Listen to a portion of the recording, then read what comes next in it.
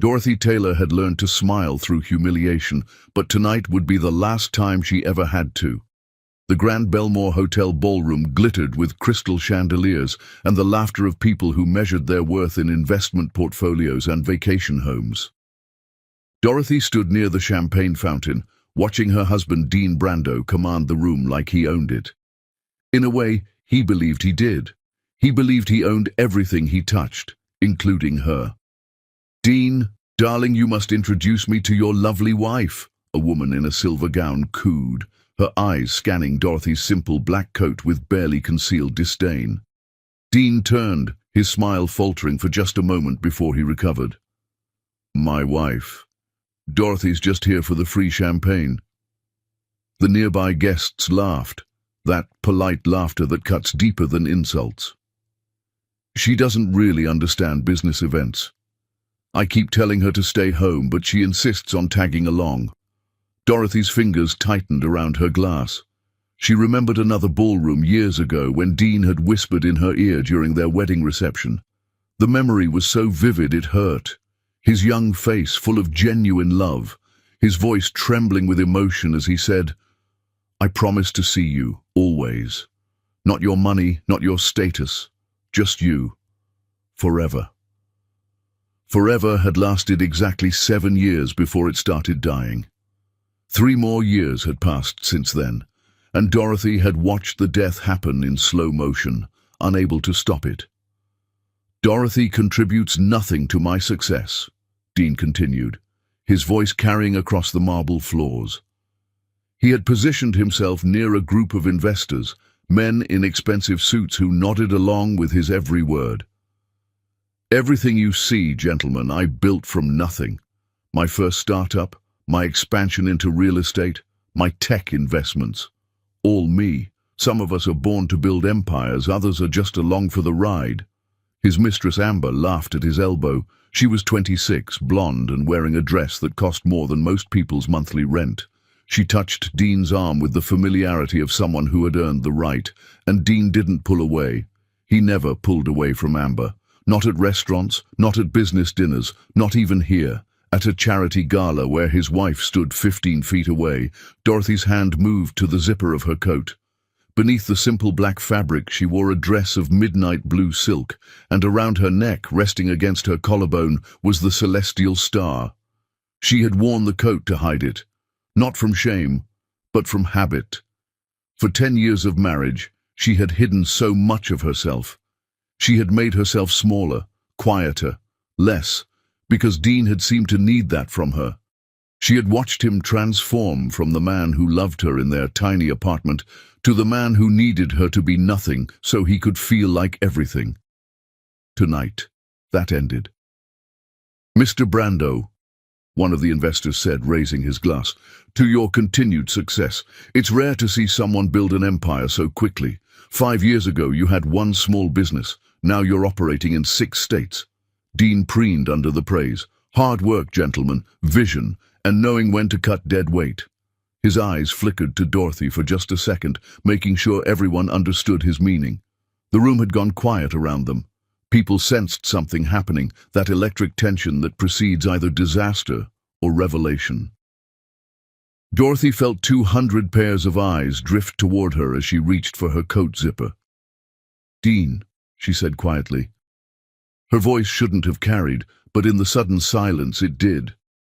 "Do you remember what you promised me on our wedding day?"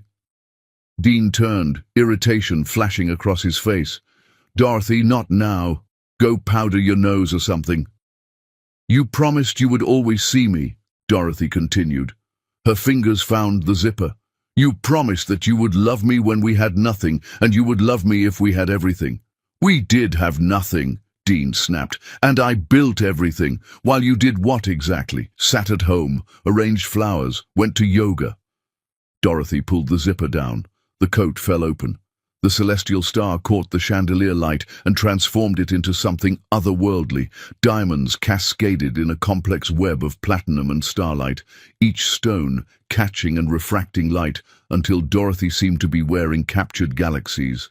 The centerpiece, a flawless blue diamond the size of a quail's egg, pulsed with inner fire. The room went completely silent. Amber's champagne glass slipped from her fingers and shattered on the marble floor. The sound seemed impossibly loud. "That's," one of the society women breathed. "That's the Celestial Star. It sold at auction last month for $48 million. I watched the bidding online." Dorothy let the coat slide from her shoulders. A server materialized to catch it, bowing slightly as he took it. She stood in her midnight blue silk, the necklace transforming her from invisible wife to something magnificent. "Where did you steal that?" Dean's voice cracked on the last word. His face had gone pale, then red, then pale again. "Where did you get that? Answer me!" Dorothy met his eyes. She had loved those eyes once. She had memorized every fleck of gold in the brown, every smile line at the corners. Now they looked at her like she was a stranger, like she was a problem to solve. "I didn't steal it, Dean," Dorothy said calmly. "I bought it. From my own collection, actually. The auction house handled the sale for me. I'm Dorothy Taylor Ashford, the Taylor Ashford family. Shipping, technology, real estate across 14 states. I believe you've heard of us." The whispers started immediately, a rising wave of shock and speculation. Dean staggered backward, as if she had physically struck him. "No," he said. "No, you're just Dorothy. You're just my wife. You're nobody." "I was never just anything," Dorothy said quietly. "I was everything. You stopped looking." Outside, through the floor-to-ceiling windows, 10 Rolls-Royces pulled up to the hotel entrance in perfect formation. Each one was midnight blue, matching her dress. Chauffeurs in crisp uniforms emerged and lined up at attention. The ballroom erupted in chaos. Phones appeared, camera flashes lit up the room. The society women who had ignored Dorothy all evening surged forward, suddenly desperate to talk to her. The investors who had been praising Dean moments ago were recalculating everything they thought they knew. Dean pushed through the crowd toward her, his face contorted with rage and confusion. "This is impossible. Your family disowned you. You had nothing when we married. Nothing." "I had a trust fund I never touched," Dorothy said. "I had investments you never knew about. I had a father who controlled every aspect of my life until I met you. I thought you were different, Dean. I thought you loved me for me, not for what I could give you, so I hid everything and chose you. I chose love over money. I chose freedom over control." She stepped closer to him, and Dean actually flinched. "I was wrong," Dorothy continued. "You didn't love me for me. You just didn't know there was anything else to love me for. The moment you found success, the moment you felt powerful, you stopped seeing me at all. I became furniture in your life, decoration you were ashamed of because I wasn't shiny enough." "Dorothy, wait. We can talk about this," Dean stammered.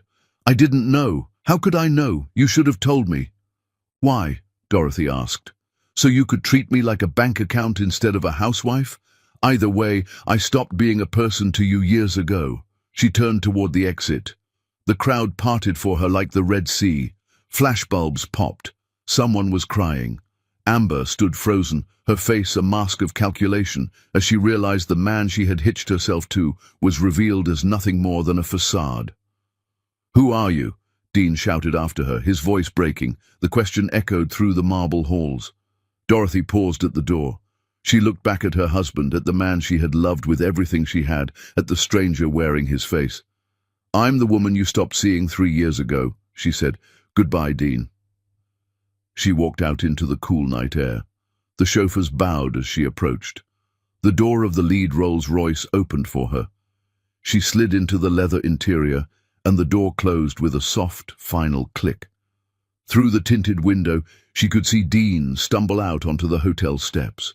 He stood there, surrounded by cameras and whispers and the ruins of his carefully constructed world, looking lost.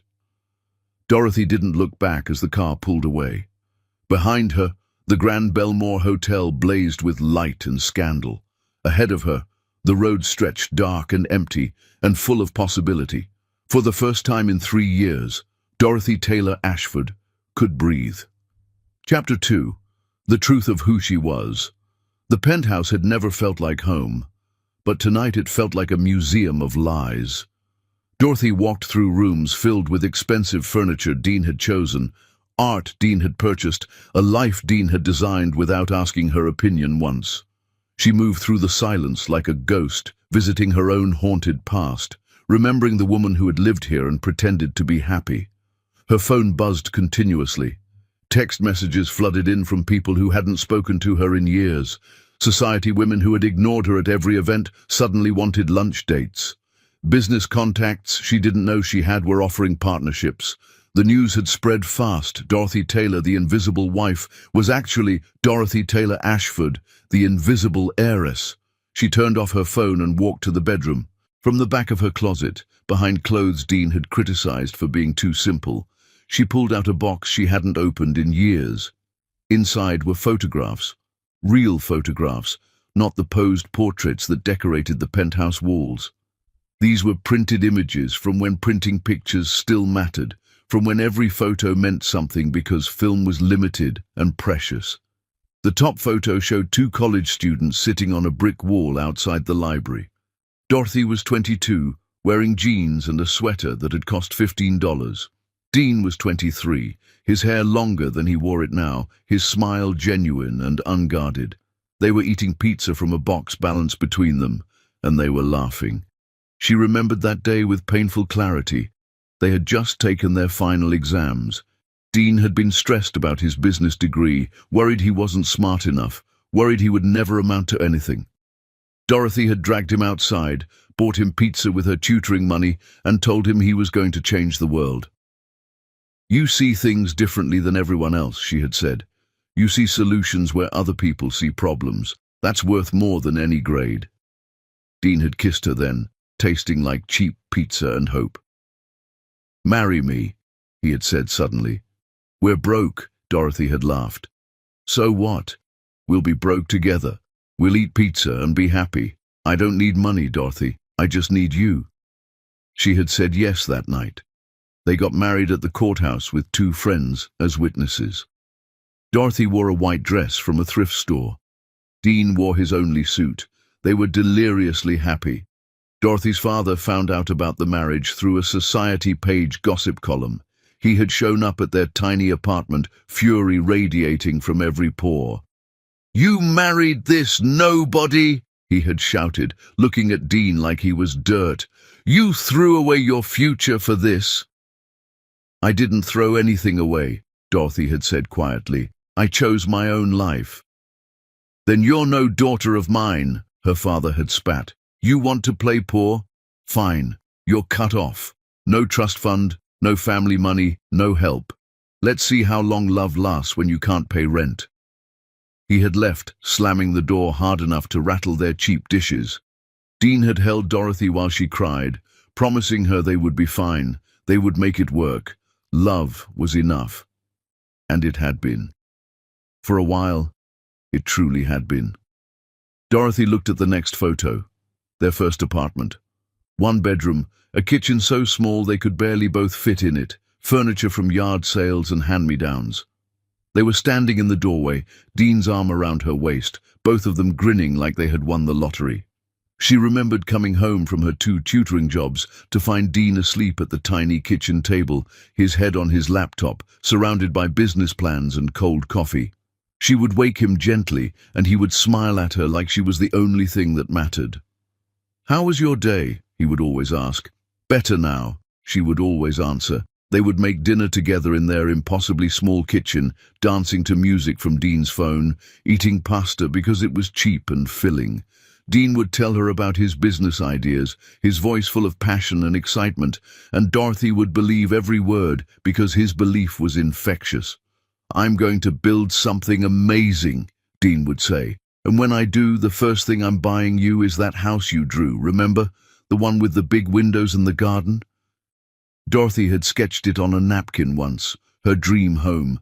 Dean had kept that napkin in his wallet, carrying her dreams with him everywhere he went. Another photo. Dean's first business pitch. He was standing in front of a room full of investors, wearing a suit Dorothy had altered herself because they couldn't afford a tailor. He looked terrified and determined in equal measure. Dorothy had been in the audience, silently cheering him on. He had failed that pitch. The lead investor had laughed at him, actually laughed, and said, "You're nobody, kid. Come back when you have a real track record." Dean had walked out of that building destroyed. Dorothy had found him sitting on the curb outside, his head in his hands. She sat down beside him and took his hand. "You're not nobody," she had said fiercely. "You're Dean Brando, and you're going to prove them all wrong." "How do you know?" Dean had asked, his voice small and broken. "Because I know you. I see you, and you're extraordinary." Dean had kissed her then, hard and desperate and full of love. "I love you so much it scares me sometimes," he had whispered against her lips. "Then let it scare you," Dorothy had whispered back. "I'm not going anywhere." But something had changed that day. Dorothy could see it now, looking back with the clarity of hindsight. That was the day Dean started believing he had to prove something. That was the day he started measuring his worth by what other people thought instead of what he knew to be true. The next photo showed Dean's first successful deal. He had landed a small contract, nothing huge, but it was real money, enough to start growing. They had celebrated at the same pizza place where they had gotten engaged, because that's what they did. They celebrated every victory at that pizza place. But Dean had been different that night. He kept checking his phone, worried about what investors thought, whether the news had reached the right people, whether he was being talked about yet.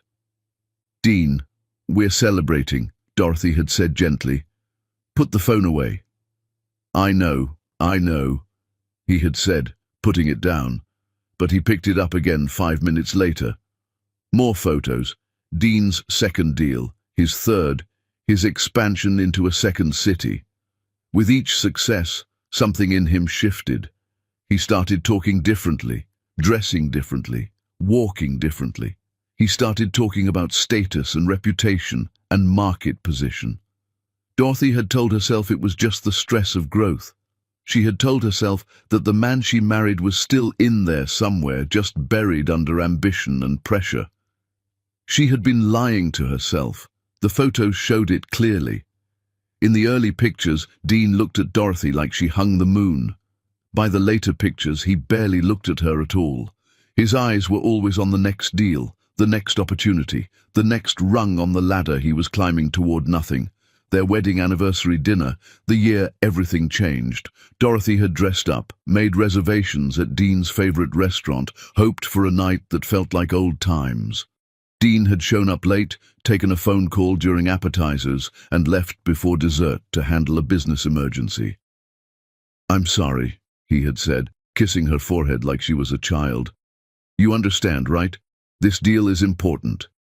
"I'm important," Dorothy had said quietly. Dean had already been walking away.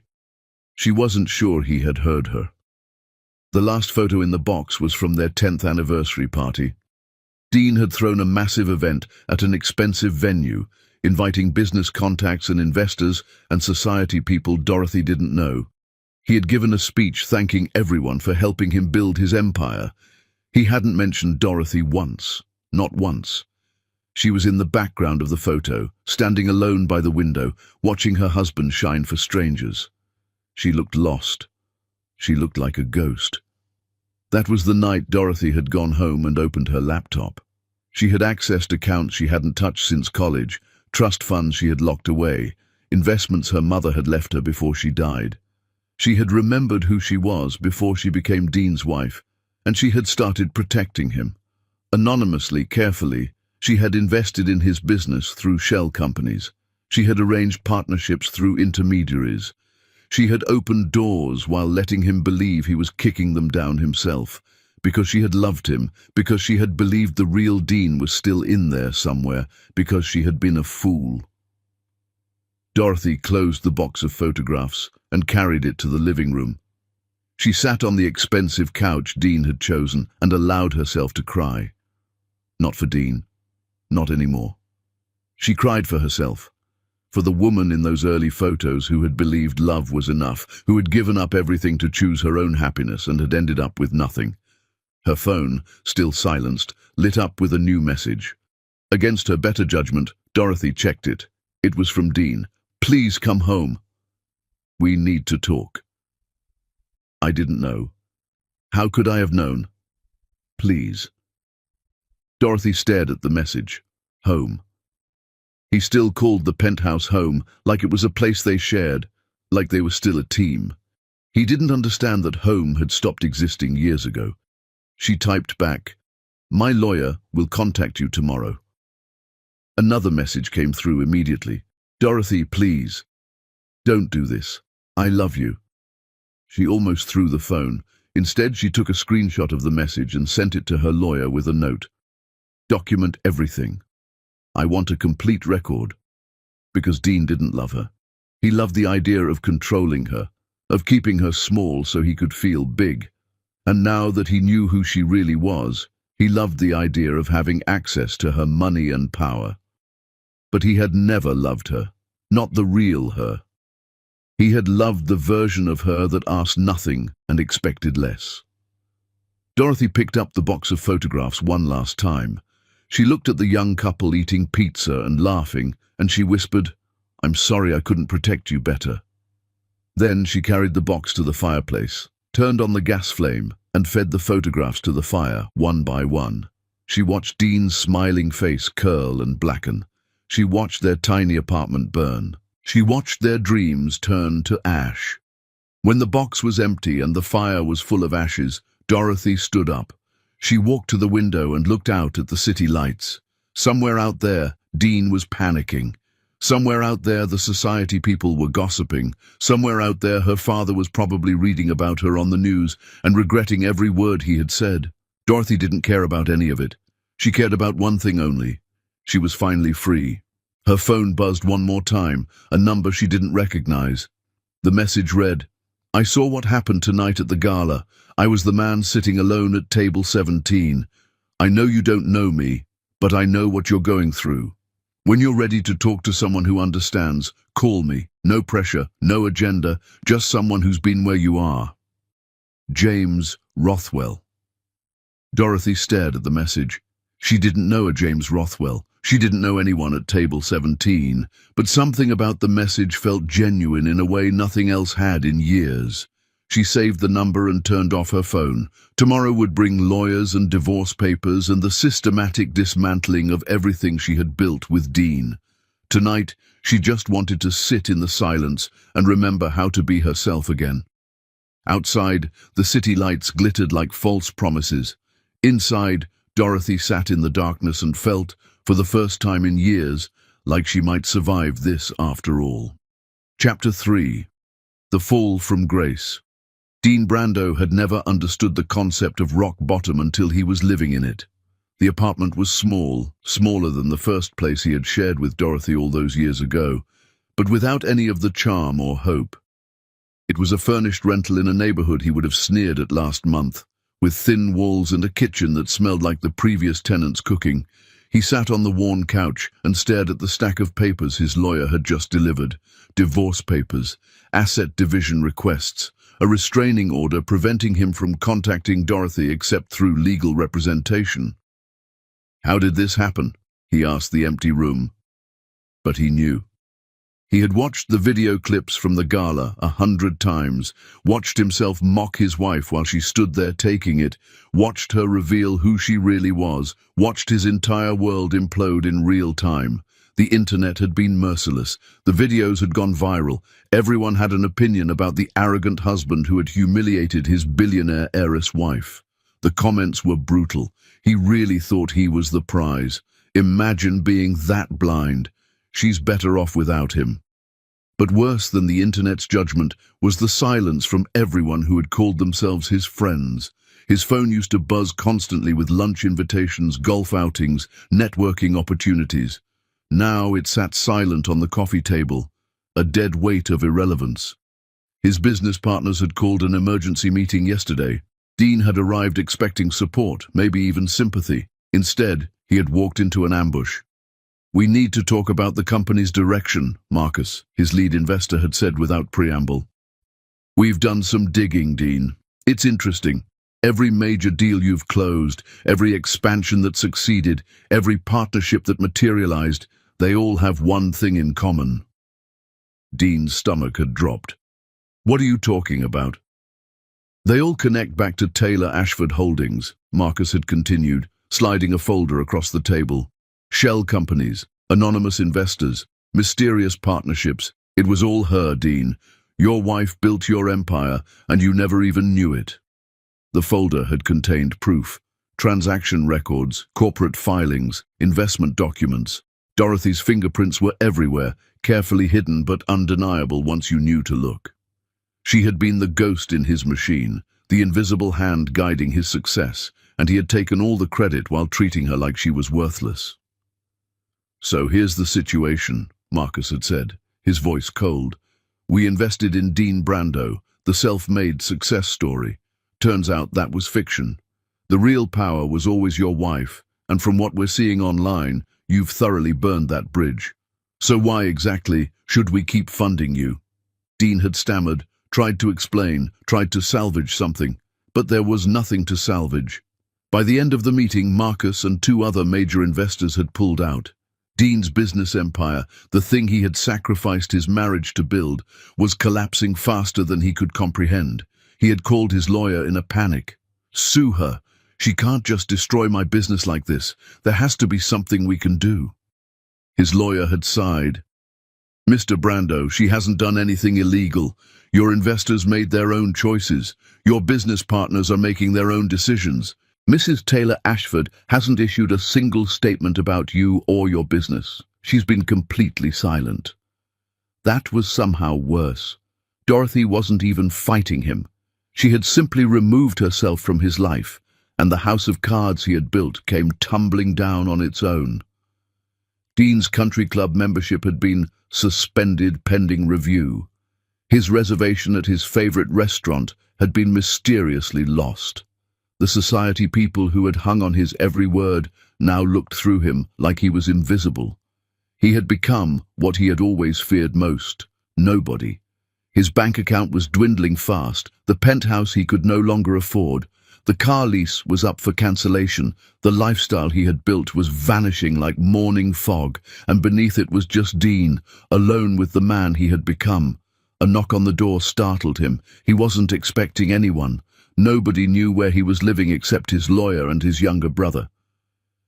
Dean opened the door to find his mother standing there, her face set in lines of disappointment he remembered from childhood. "Hi, Ma," he said quietly. "Dean," she said, walking past him into the apartment without waiting for an invitation. She looked around at the sparse space, the divorce papers on the coffee table, the half-empty bottle of whiskey he had bought yesterday and hadn't opened yet. Her expression softened slightly, but only slightly. "I raised you better than this." "I know," Dean said, closing the door. His mother sat on the couch, picked up the divorce papers and scanned them quickly. "She's not even asking for alimony. She's offering to let you keep everything you earned. Do you understand what that means?" Dean nodded miserably. It meant Dorothy didn't need anything from him. It meant she wanted nothing to do with him. It meant the final door was closing. "Do you know what your father would say if he were still alive?" his mother asked. "That I'm a disappointment," Dean answered. "No," his mother said sharply. "He would say that you forgot where you came from. Your father worked in a factory his entire life. He came home every night with his hands dirty and his back aching. And you know what he taught you? That a man's worth isn't what he owns, it's how he treats people, especially the people he loves." Dean felt tears burning his eyes. "I messed up, Ma. I messed up so bad." "Yes, you did," his mother agreed. "That girl loved you with everything she had. I saw it at your wedding. I saw it every time she looked at you. And you threw it away chasing something that was never real." "I thought I needed to be someone," Dean said, his voice breaking. "I thought I needed to prove myself." "To who?" his mother demanded. "To investors? To country club snobs? To people who don't give a damn about you? Dean, you were already someone. You were Dorothy's husband. You were a good man building a good life. That should have been enough." It wasn't enough for me, Dean whispered. His mother stood up, her face hard again. Then you need to figure out why, because until you do, you'll never be enough for yourself, and you'll keep hurting everyone who loves you. She walked to the door, paused, and looked back at him. Dorothy deserves better than what you gave her. I hope someday you become the kind of man who deserves better too.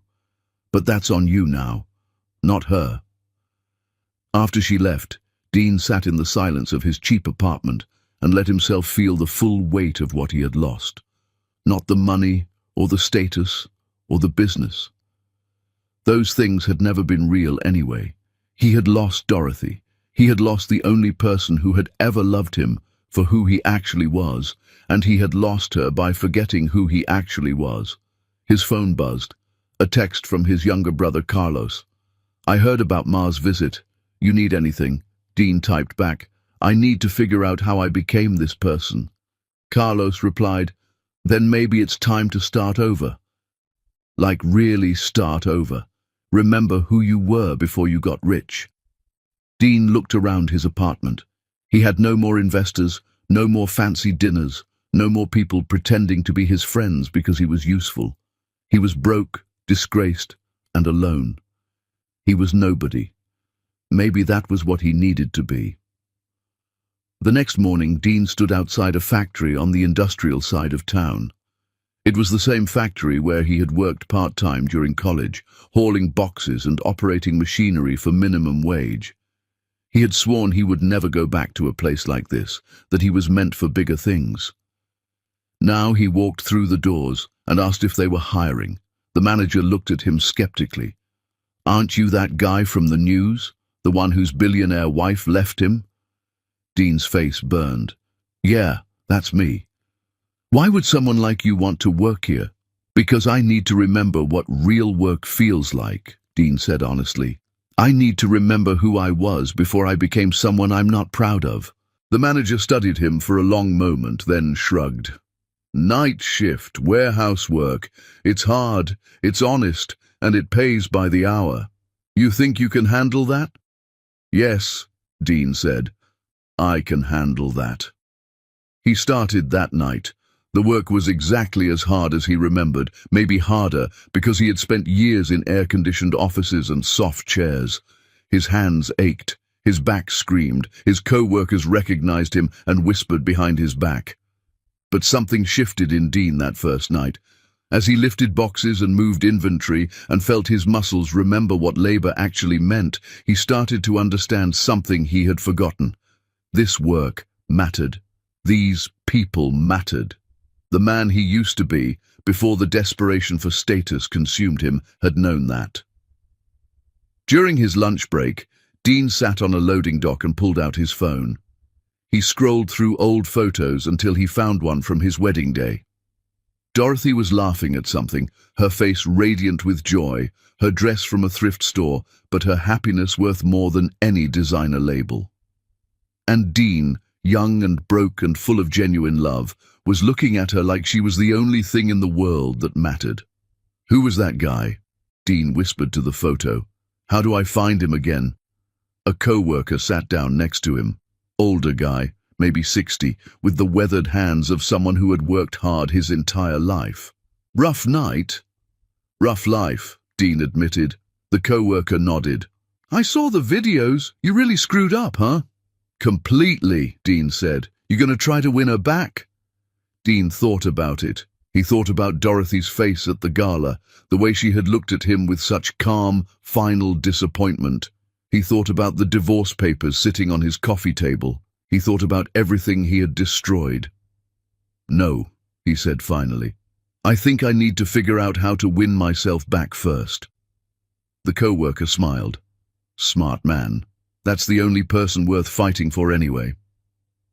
Dean finished his shift and went home as the sun rose. He was exhausted, physically and emotionally, but he felt something he hadn't felt in years. Clarity. He had a long way to go. He had become someone terrible, someone he didn't recognize, and undoing that damage would take time and work and painful honesty. But for the first time since the gala, Dean felt like maybe, eventually, he could look at himself in the mirror without feeling disgust.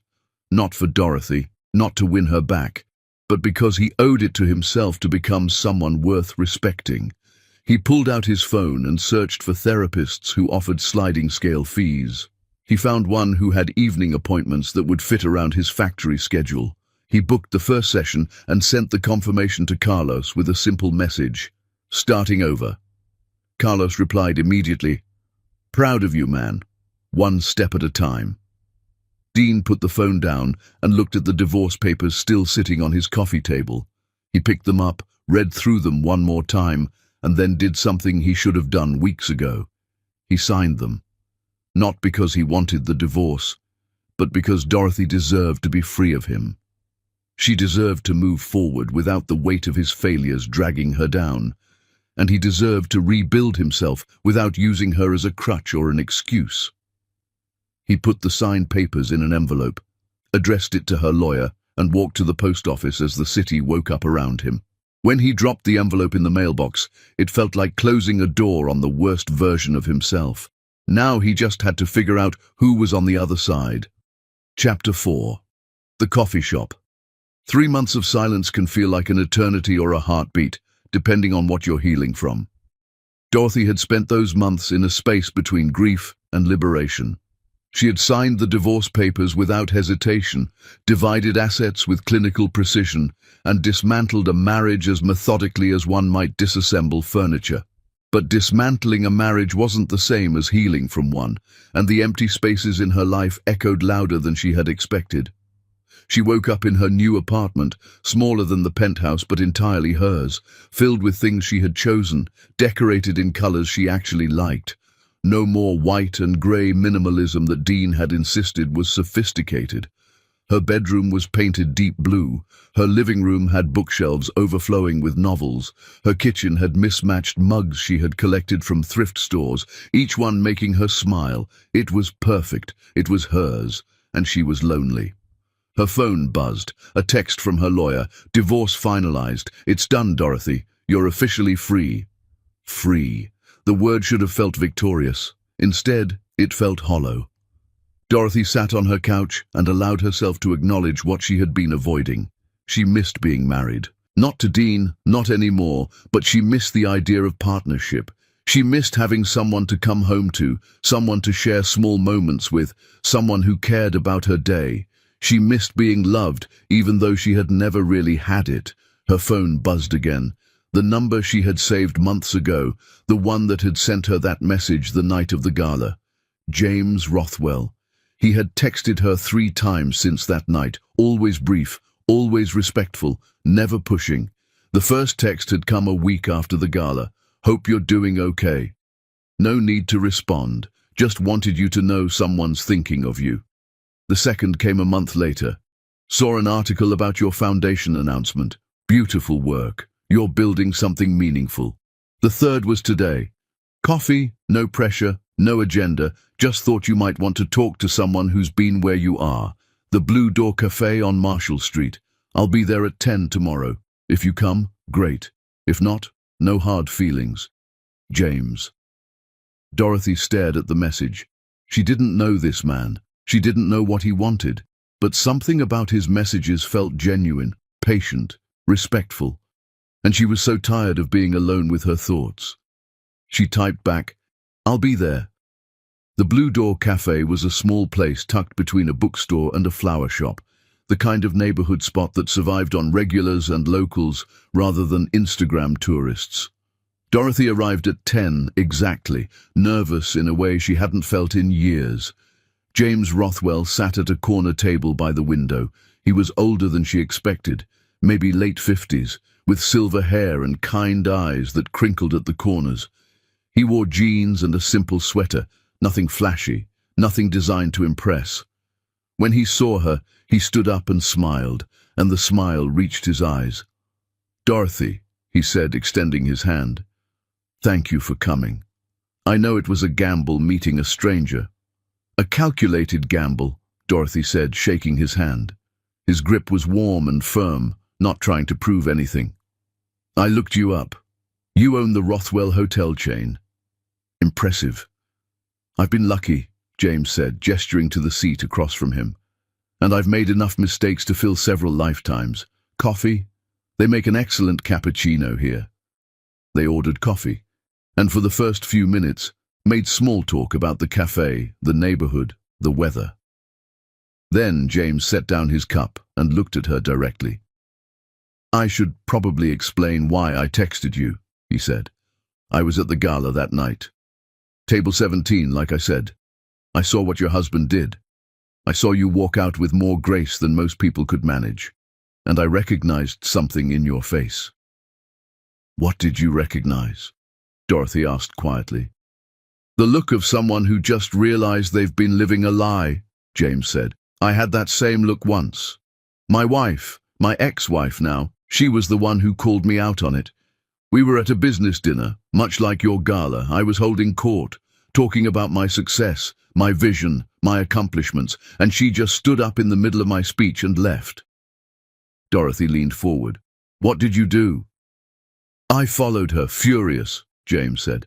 I demanded to know what her problem was, and she looked at me and said something I'll never forget.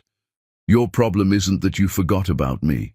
It's that you forgot about you. The man I married cared about building something meaningful. The man you've become only cares about being seen.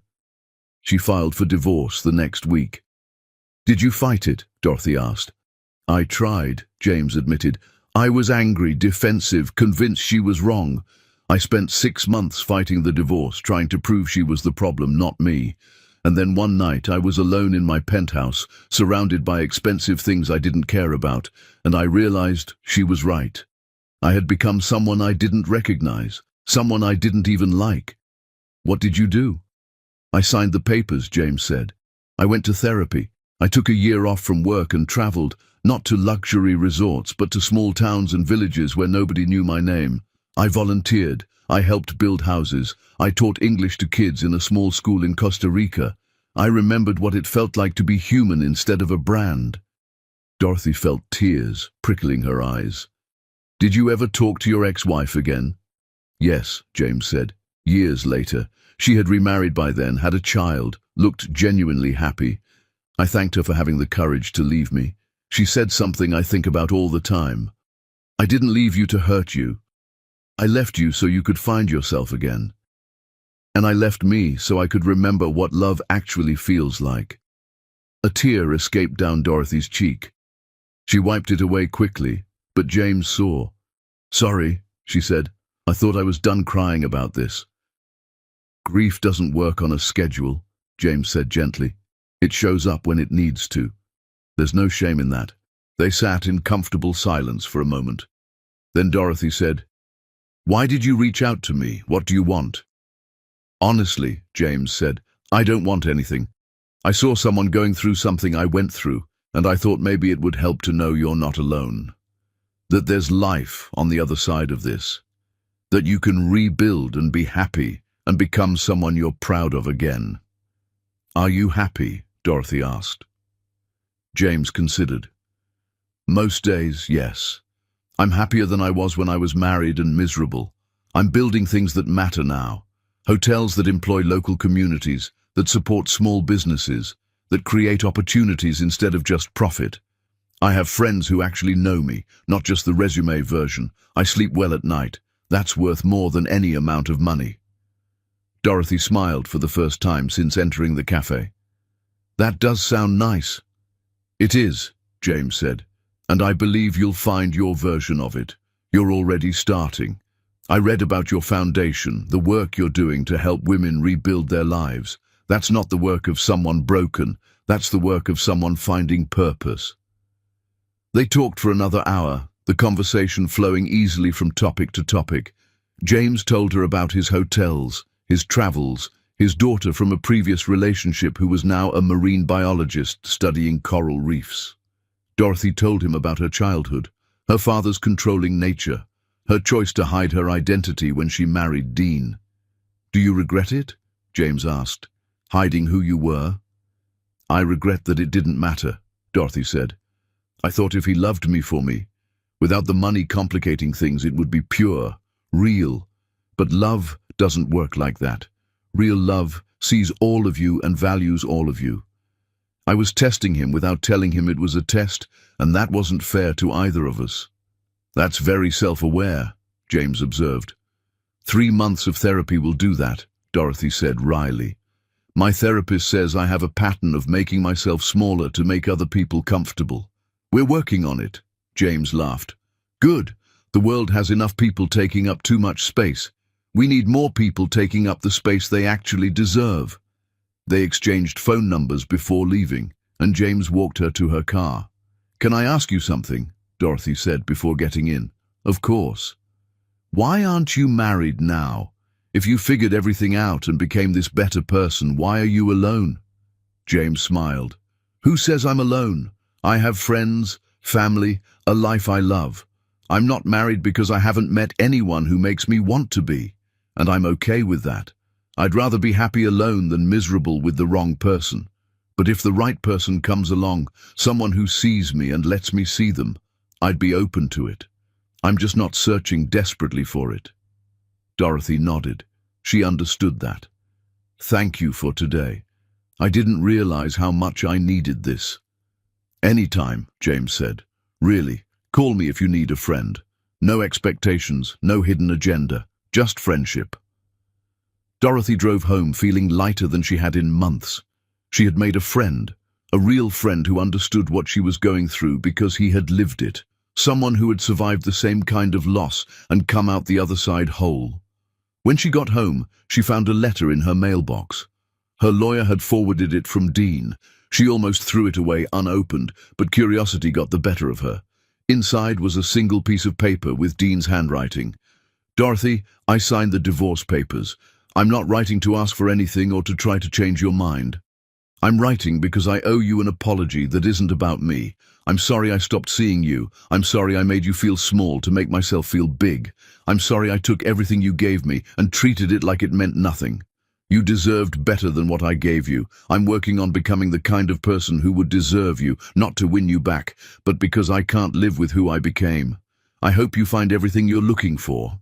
I hope someone loves you the way you deserve to be loved. Dean. Dorothy read the letter twice. It didn't change anything. It didn't make her want him back or forgive him completely. But it felt like a door closing properly this time, with both of them on the other side of it, acknowledging what had happened. She folded the letter and put it in a drawer. Then she pulled out her phone and texted James. Thank you again for today. Same time next week? He replied immediately. It's a date. Well, not a date. You know what I mean. I'll bring my famous coffee shop wisdom. You bring your amazing perspective. Deal? Dorothy smiled. Deal. She went to bed that night feeling something she hadn't felt in a long time. Hope. Chapter 5. The healing begins. Friendship, Dorothy discovered, was easier than romance and more powerful than she had remembered. Over the following weeks, she and James fell into a comfortable rhythm. Coffee every Wednesday morning at the Blue Door Cafe. Sometimes they talked about heavy things, her marriage, his past, the work of rebuilding yourself after breaking. Other times they talked about nothing important at all, books they were reading, shows they were watching, debates about whether pineapple belonged on pizza. James never pushed. He never asked invasive questions. He simply listened when she needed to talk and filled the silence with easy conversation when she didn't. It was the most uncomplicated relationship Dorothy had ever had with a man, and she treasured it. I have a question, James said one Wednesday morning. They had been meeting for over a month now, and Dorothy had started to think of this table by the window as theirs. What do you actually want to do? Not what you think you should do, not what sounds impressive. What makes you excited to wake up in the morning? Dorothy stirred her cappuccino, considering. I don't know if I've ever asked myself that question.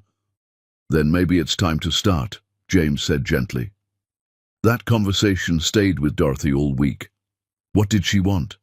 She had money she could never spend in 10 lifetimes. She had freedom she was still learning how to use.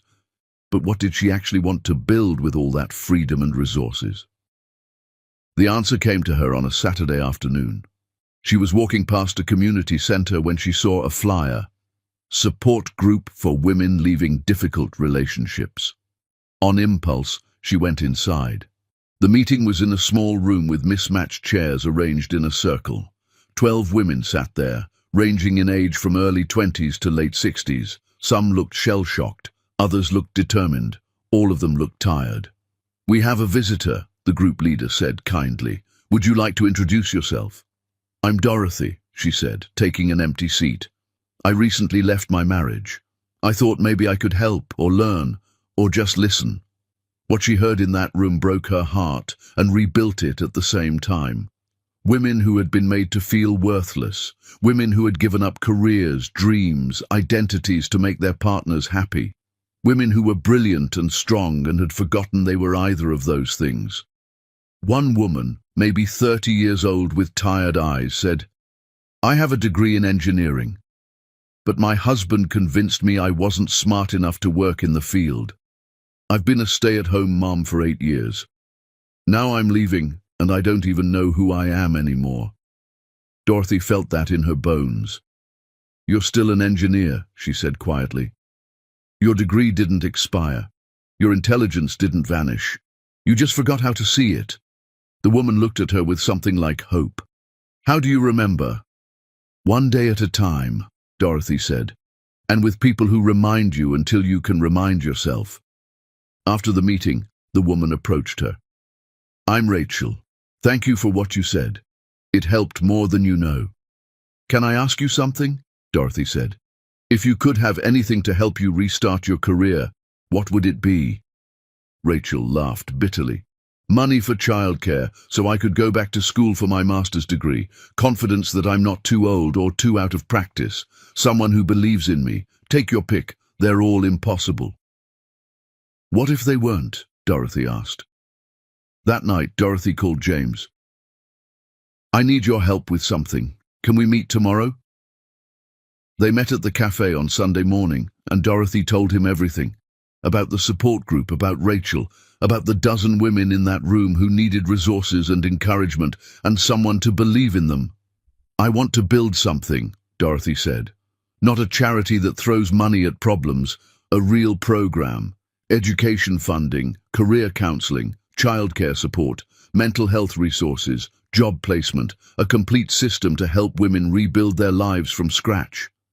James was quiet for a moment, then smiled. "That's a beautiful vision. How can I help?" "You've rebuilt hotels in struggling communities," Dorothy said. "You understand how to create systems that actually work, not just good intentions that fall apart. I have the money and the passion. I need your experience." "You have it," James said without hesitation, "but I have one condition." Dorothy raised an eyebrow. "What's that?" "This has to be truly yours," James said. "I'll help, but I won't take over. I won't make decisions for you. This is your vision, and you need to be the one driving it. Deal?" Dorothy felt something shift in her chest. Dean would have taken over immediately, convinced he knew better. James was offering support while insisting she stay in control. That was the difference between partnership and possession. "Deal," she said, extending her hand. James shook it, and they both started laughing at the formality. Over the next few weeks, they worked together on the foundation. James introduced her to architects, community organizers, and people who had built successful programs. Dorothy met with lawyers, accountants, and social workers to understand the needs and the gaps in existing services. She went back to the support group every week, not as a donor, but as a participant. She listened to stories. She learned what these women actually needed versus what people assumed they needed. She built trust. Rachel became the first recipient of the Foundation's education program. Dorothy funded her master's degree, arranged childcare, and connected her with a mentor in her field. Watching Rachel's face light up when she enrolled in classes was worth more than any business success Dorothy had ever achieved. "You gave me my life back," Rachel said, crying in Dorothy's arms. "No," Dorothy corrected gently. "You gave yourself your life back. I just helped with the logistics." One evening, after a foundation planning meeting, James and Dorothy sat on a bench outside the office building, watching the sunset paint the sky in shades of orange and pink. "Can I tell you something?" Dorothy asked. "Always," James said. "I'm happy," Dorothy said, surprised by her own words. "I wake up excited about the work we're doing. I go to bed feeling like I made a difference. I'm happy, and I didn't even realize it until just now." James smiled. "That's usually how it works. Happiness sneaks up on you when you're not desperately chasing it." "Thank you," Dorothy said, "for being my friend, for helping me build this, for not making me feel stupid for not knowing what I wanted." "You never needed me to tell you what you wanted," James said. "You just needed space to hear yourself think. I'm honored you let me be part of this journey." They sat in comfortable silence for a while. Then James said, "I have a confession to make." Dorothy's heart skipped. "Okay?" "I'm falling in love with you," James said quietly. "Not in a desperate, possessive way. Just in the way you fall for someone when you realize they make everything better just by being themselves. But I need you to know something important. I'm not telling you this because I expect anything. I'm telling you because I promised myself I'd never hide how I feel from someone I care about again. If you want to stay friends, we stay friends. If you need space, I'll give you space. Your happiness matters more to me than my feelings." Dorothy's breath caught. She looked at James, really looked at him. This man who had shown her what respect looked like. This man who had supported her vision without trying to control it. This man who was confessing his feelings while simultaneously releasing any claim on her response. "I don't know what I feel," Dorothy said honestly. "I'm still healing. I'm still figuring out who I am outside of being someone's wife. But I can tell you this. Whatever we're building here, friendship or something more, it feels real in a way nothing has felt real in a very long time." "That's enough," James said. "That's more than enough." "Can I ask you something?" Dorothy said. "Will you wait? Not indefinitely, not like you're on hold, but will you let this be whatever it becomes naturally?" "I've been alone for years," James said. "I'm good at being alone, but I'm also good at being patient. So, yes, I'll wait. Not because I'm waiting for you to make a decision, but because whatever this becomes, I want it to be right. Not rushed, not forced, not built on need or loneliness or trying to fix each other. Just two whole people choosing each other." Dorothy leaned her head on his shoulder.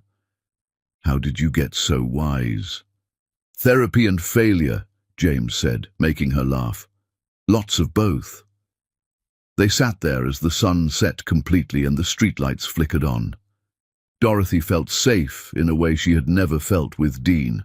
Not because James was protecting her, but because he trusted her to protect herself and simply chose to sit beside her while she did. Her phone buzzed, a text from an unknown number. "Dorothy, it's Rachel. I got an internship. They loved my resume. I start next month. I can't believe this is happening. Thank you doesn't even begin to cover what you've given me." Dorothy showed James the message. "This is what it's all about," she said. "This right here." "You're changing lives," James said. "Never underestimate the power of that." They walked to their cars together, and before they parted, James hugged her. It was the first time they had hugged, and it felt different than any hug Dorothy had ever experienced. It felt like coming home to a home she was still building, one moment at a time. "Same time next week?" James asked. "Always," Dorothy said. She drove home with the windows down, letting the cool evening air clear her head. Her phone buzzed again. Another unknown number. She almost didn't check it, but something made her look. It was from Dean. "I saw the announcement about your foundation. It's beautiful work. You're doing what you were always meant to do. I'm proud of you. Not that my pride matters, but I wanted you to know. Dean." Dorothy stared at the message for a long moment. Then she did something she never thought she would do. She replied, "Thank you. I hope you're doing well too." It wasn't forgiveness, not completely, but it was closure. It was the acknowledgement that they had both moved forward, both changed, both survived. She fell asleep that night thinking about James's words, two whole people choosing each other. For the first time in her life, Dorothy felt like she was becoming whole. Not someone's wife, not someone's daughter, not someone's anything. Just Dorothy, figuring out who she wanted to be, one day at a time. Chapter 6. The moment of choice. The panic attack hit Dorothy in the middle of the supermarket on an ordinary Tuesday afternoon. She had been reaching for coffee, the same brand she used to buy for Dean, when suddenly her chest tightened. Her vision tunneled. Her hands started shaking so badly she dropped the container and it burst open on the floor, coffee grounds scattering everywhere. "Ma'am! Ma'am, are you okay?" A store employee's voice sounded like it was coming from underwater. Dorothy couldn't breathe. She couldn't think. All she could feel was overwhelming terror and a desperate need to escape. She ran out of the store, leaving her shopping cart behind, and found herself sitting on the curb outside, gasping for air and crying without knowing why. Her phone was in her hand. She didn't remember taking it out. She scrolled through contacts with trembling fingers and called the first person her brain connected to safety. "Dorothy," James answered on the first ring. "Hey, what's up?" "I can't breathe," Dorothy gasped. "I don't know what's happening. I can't breathe." "Okay, listen to my voice," James said, his tone calm and steady. "Where are you right now?" "Supermarket, outside, I don't know. I'm sorry. I shouldn't have called." "Don't apologize," James said firmly. "I'm glad you called. Now listen carefully. Can you feel your feet on the ground?" "What?" Dorothy was confused, still gulping air. "Your feet. Can you feel them touching the ground?" Dorothy focused on her feet. "Yes. Good. Now breathe with me. In through your nose for 4 seconds. 1, 2, 3, 4. Hold it for 4. 1, 2, 3, 4. Out through your mouth for 4. 1, 2, 3, 4. Can you do that with me?" Dorothy tried. The first few attempts were shaky, but James kept counting, kept breathing with her, his voice a lifeline in the chaos. Slowly, painfully slowly, her chest loosened. The tunnel vision receded. She could see the parking lot clearly again. "That's it," James said gently. "You're doing great. Keep breathing with me." After a few minutes, Dorothy could speak normally again. "What just happened to me?" "Panic attack," James said. "I've had a few myself. They're terrifying, but they can't actually hurt you. Where exactly are you? I'm coming to get you." "No, you don't have to," Dorothy protested weakly. "I know I don't have to," James said. "I want to. Send me your location. I'll be there in 15 minutes. He was there in 12. Dorothy was still sitting on the curb when his car pulled up. James got out, sat down next to her without a word, and simply put his arm around her shoulders. They sat there for a while, watching people come and go with their groceries, living their normal lives that felt impossible to Dorothy right now. "I thought I was fine," Dorothy finally said. "I thought I was healing. I thought I was moving forward." "You are," James said. "Healing isn't linear. It's messy and complicated, and sometimes you're fine for weeks, and then you're sitting on a curb outside a supermarket having a breakdown. That doesn't mean you're failing. It means you're human." "I don't want to be this broken," Dorothy whispered. "You're not broken," James said firmly. "You're processing trauma. There's a difference. Your nervous system is trying to protect you from hurt that already happened. It's actually a sign that you're feeling safe enough to finally let the emotions out." Dorothy leaned against him. "How do you know all this?" "Therapy," James said. "Years of it after my divorce. My therapist explained that when you're in survival mode, you don't have time to process emotions. You just react and cope and keep going. But when you finally feel safe, all those suppressed emotions come flooding back. It's brutal, but it's also healing." "I hate it," Dorothy said. "I know," James said, "but I promise it gets better. Not easier, but better." They sat in silence for a while longer. Then James said, "Do you want to talk about what triggered it?"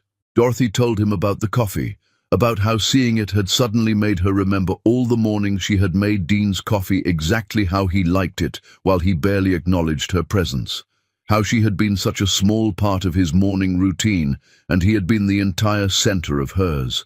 How she had poured love into every mundane task, and he had taken it all as his due.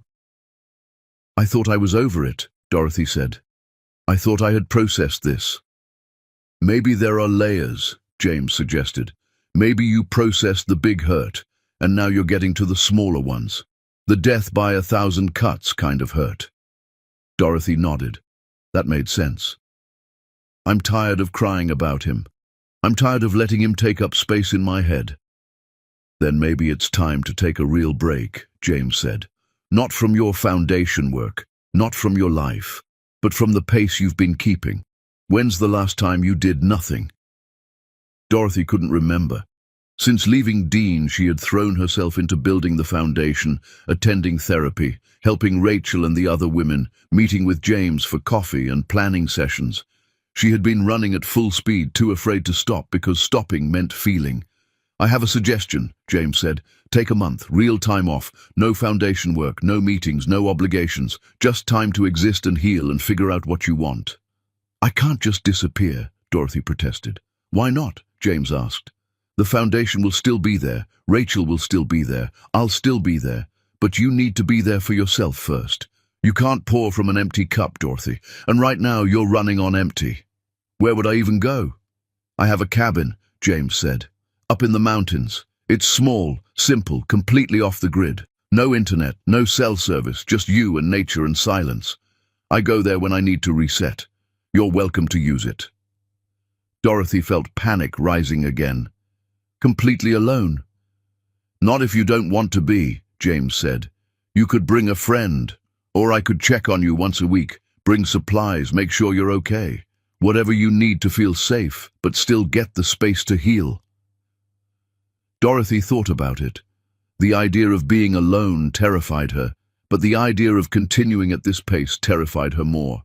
Would you really check on me? Every week, James promised, or every day if you need it. Whatever helps. Okay, Dorothy said slowly. I'll do it. 1 month, but I need to wrap up some foundation business first. 2 weeks, James said. Wrap everything up in 2 weeks, then go. Don't give yourself time to talk yourself out of it. They drove back to Dorothy's apartment in James's car. He insisted on coming up with her, making sure she was okay and cooking her dinner even though she protested she wasn't hungry. You're eating anyway, James said, pulling out pasta and vegetables from her fridge.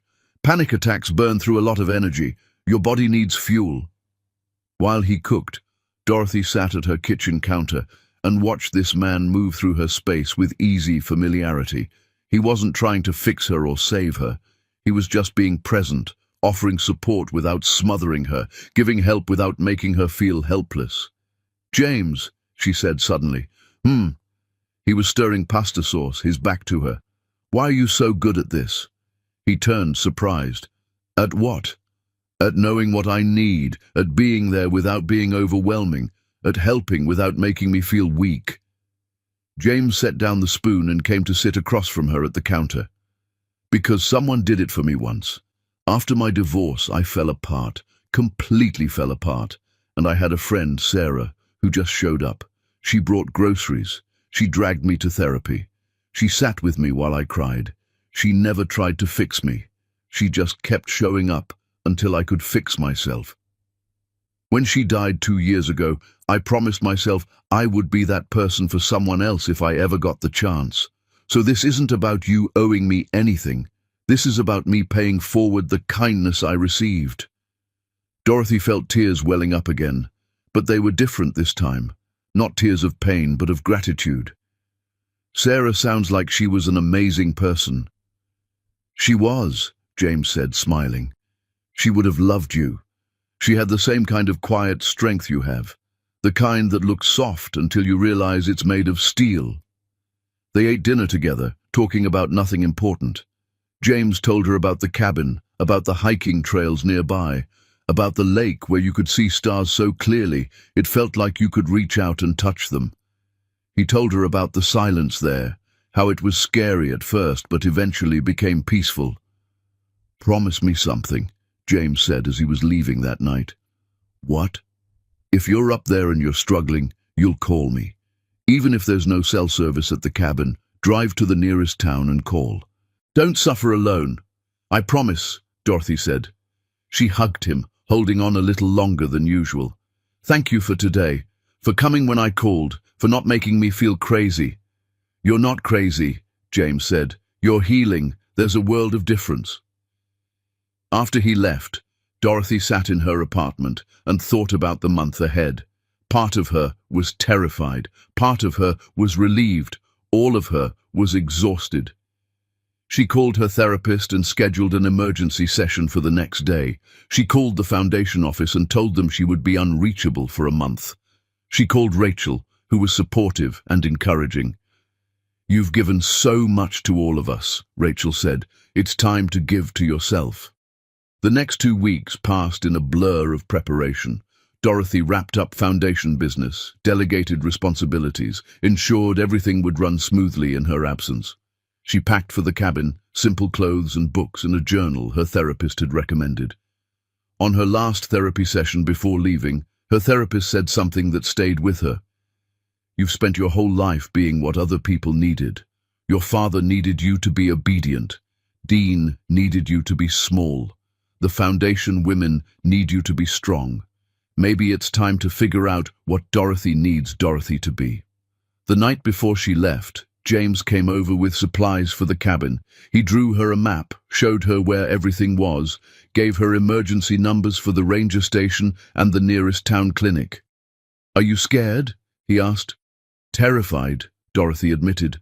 "What if I get up there and I can't handle it? What if the silence is too much?"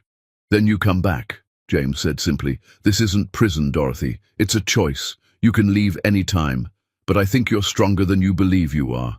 I think you'll surprise yourself." "Will you miss me?" Dorothy asked, then immediately felt stupid for asking. But James just smiled. "Every day. But I'll be happy knowing you're taking care of yourself. That's more important than my missing you." The next morning, Dorothy packed her car and drove toward the mountains. In her rearview mirror, the city grew smaller and smaller. In front of her, the road stretched empty and full of possibility. She was alone, truly alone, for the first time in her adult life, and while that terrified her, it also felt like freedom. Chapter 7. The Awakening. The cabin was exactly as James had described, small, simple, and surrounded by silence, so profound it felt like a physical presence. Dorothy stood on the wooden porch for a long time before going inside, just listening. Birds sang, wind moved through pine trees, a stream gurgled somewhere nearby. There were no car horns, no sirens, no human voices, just nature breathing its ancient rhythm. Inside, the cabin was one large room with a loft bed, a small kitchen, a wood stove, and floor-to-ceiling windows overlooking the forest. It was rustic but clean, with touches that spoke of James's presence. Books on a shelf, firewood stacked neatly by the stove, a note on the table. "Dorothy, welcome to my favorite place on earth. The wood stove is temperamental but responds well to patience. The hiking trail behind the cabin leads to the lake about an hour's walk. The nearest town is 40 minutes east if you need anything. But mostly, I hope you don't need anything except this silence. Remember, healing isn't pretty, it isn't linear, and it isn't fast. Be patient with yourself. I'll check on you next week. James." Dorothy smiled at the note, then felt tears starting again. She had cried more in the past few months than in the previous 10 years combined. She was exhausted by her own emotions. The first few days were harder than she expected. The silence that had seemed peaceful at first became oppressive. Her thoughts were too loud. She kept reaching for her phone, forgetting there was no service. She started conversations with herself, then stopped, feeling foolish. She cleaned the cabin compulsively. She reorganized the books. She chopped firewood until her hands blistered. She did anything to avoid sitting still, because sitting still meant thinking, and thinking led to feeling. On the fourth night, Dorothy lit the wood stove and sat in front of it with the journal her therapist had given her. She had been avoiding it, afraid of what she might write if she was truly honest. "Just start," she told herself. "Start anywhere." She wrote, "I am angry." Once she started, she couldn't stop. The words poured out in messy handwriting, stream of consciousness honesty she had never allowed herself. She was angry at Dean for wasting 10 years of her life. She was angry at herself for allowing it. She was angry at her father for making her believe love was control. She was angry at a world that told her to be small, be grateful, be quiet, be less. She wrote pages and pages, her hand cramping, tears falling onto the paper and smearing the ink. She wrote until she was empty, until there were no more words, until the anger had somewhere to live outside her chest. When she finished, dawn was breaking outside. She had written through the entire night. Dorothy felt hollowed out but somehow lighter, like lancing a wound and finally letting the poison drain. She slept until afternoon, then woke feeling different, clearer. She made breakfast, or maybe it was lunch, and ate it slowly on the porch, actually tasting the food instead of just consuming it. The week passed in a rhythm that gradually became comfortable. She hiked every morning, pushing her body until she was too tired to think.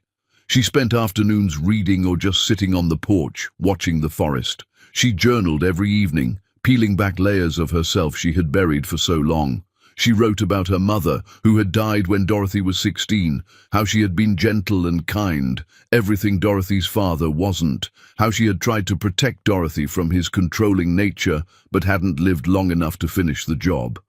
She wrote about college, about meeting Dean, about the intoxication of first love, how pure it had felt, how right. She wrote about the slow death of her marriage, about all the small moments when she should have spoken up but didn't, about how she had made herself an accomplice in her own erasure. And she wrote about James, about how terrifying it was to feel something real again, about how she didn't trust herself to know the difference between love and need, between genuine connection and desperate grasping for safety.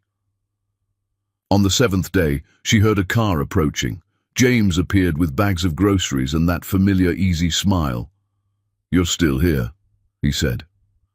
"I had odds with myself you'd last 3 days." "I wanted to leave on day 2, Dorothy admitted, helping him carry bags inside. "But something made me stay." They unpacked groceries together, and James made them lunch while Dorothy told him about the week, about the silence becoming bearable, about the journaling, about the anger she had finally let herself feel. "Anger is important," James said. "People act like it's a negative emotion, but sometimes anger is what teaches you to set boundaries. Sometimes anger is what tells you that you deserved better." "I'm tired of being angry," Dorothy said. "Then maybe you're moving through it," James suggested. "Anger is usually a phase of grief. Once you acknowledge it, once you let yourself really feel it, you can start letting it go." They sat on the porch after lunch, drinking coffee and watching birds. It felt easy, natural, like they had been doing this for years instead of months. "Can I ask you something?" Dorothy said. "Always. That night I called you, having the panic attack. How did you know exactly what to do?" James was quiet for a moment. "After Sarah died, I fell apart again. Different than the divorce, but just as complete. I had panic attacks for months. Couldn't leave my house, couldn't function. A therapist taught me that breathing technique, and it saved my life. So when you called, I just did for you what someone once did for me." "You've lost a lot," Dorothy observed. "I have," James agreed. "But I've also gained a lot. Perspective mostly. Understanding that loss is part of living, not something to be avoided at all costs. The worst thing that can happen to you is losing someone you love. The second worst thing is never loving anyone enough to risk that loss." Dorothy turned to look at him, really look at him. This man who had shown up for her consistently, who asked nothing, who offered everything freely. This man who was honest about his feelings but didn't weaponize them. This man who was unlike anyone she had ever known. "I think I'm falling in love with you," she said. James's eyes widened. "Dorothy." "Wait, let me finish," she said. "I'm terrified to say it. I'm terrified because I don't trust my own judgment anymore. But I also know that I've never felt this safe with anyone. I've never felt this seen. You don't need me to be anything except who I am. And that's either love or the closest thing to it I've ever experienced." James took her hand. "Can I tell you what I think? Please." "I think you're healing," James said gently. "I think you're discovering who you are outside of being someone's anything. And I think that's beautiful and important and necessary. But I also think it would be easy to confuse gratitude with love or safety with romance. I don't want to be your next chapter before you've finished writing this one." Dorothy felt tears welling up, but she wasn't sure if they were from disappointment or relief. "So what do we do?" "We keep being honest," James said. "You stay up here for the rest of your month. You keep doing the work of figuring out who Dorothy is. And when you come back, if you still feel this way, we'll explore it. Together. As equals. No rushing, no pressure, no desperate grasping for something to fill the void. Just two whole people seeing if they fit." "And if I change my mind?" Dorothy asked. "Then we stay friends," James said simply. "I meant what I said before. Your happiness matters more to me than my own feelings. If being friends is what's right for you, I'll be the best friend you ever had." Dorothy squeezed his hand. "How are you real?" "Therapy and time," James said, making her laugh. "And one really good friend who taught me what unconditional support looks like." They talked until sunset, about everything and nothing. When James prepared to leave, he hugged her goodbye, and the hug felt different this time, more tender, more aware, more full of possibility and patience. "3 more weeks," he said. "You've got this." "What if I don't?" Dorothy asked. "Then that's okay too," James said. "There's no prize for healing fast. Take the time you need." After he left, Dorothy sat on the porch in the gathering darkness and thought about his words. 2 whole people, that's what he wanted. Not someone who needed saving, not someone using him to fill a void, but someone who was complete in herself and chose to share that completeness with him. She spent the next 3 weeks working on becoming whole. She hiked every day, pushing herself further each time. She read books she had been meaning to read for years. She cooked meals just for herself, elaborate dishes that took hours, learning to enjoy her own company. She wrote letters she would never send. To Dean, telling him all the things she had never said. To her father, explaining why she had chosen her own path. To her mother, telling her about the woman her daughter had become. And she wrote to herself, the woman in those early photographs who had believed love was enough. She forgave her for being naive. She thanked her for having the courage to choose love over money. She promised her that it wasn't all for nothing, that those years of pain had taught her what genuine love should look like. By the end of the month, Dorothy had filled 3 journals. She had hiked every trail within 10 miles of the cabin. She had spent entire days without speaking a word and learned that silence wasn't loneliness, it was peace. On the last morning, she packed her car slowly, saying goodbye to each part of the cabin that had become home. She left James a note on the table, next to the one he had left her. "James, thank you for this gift.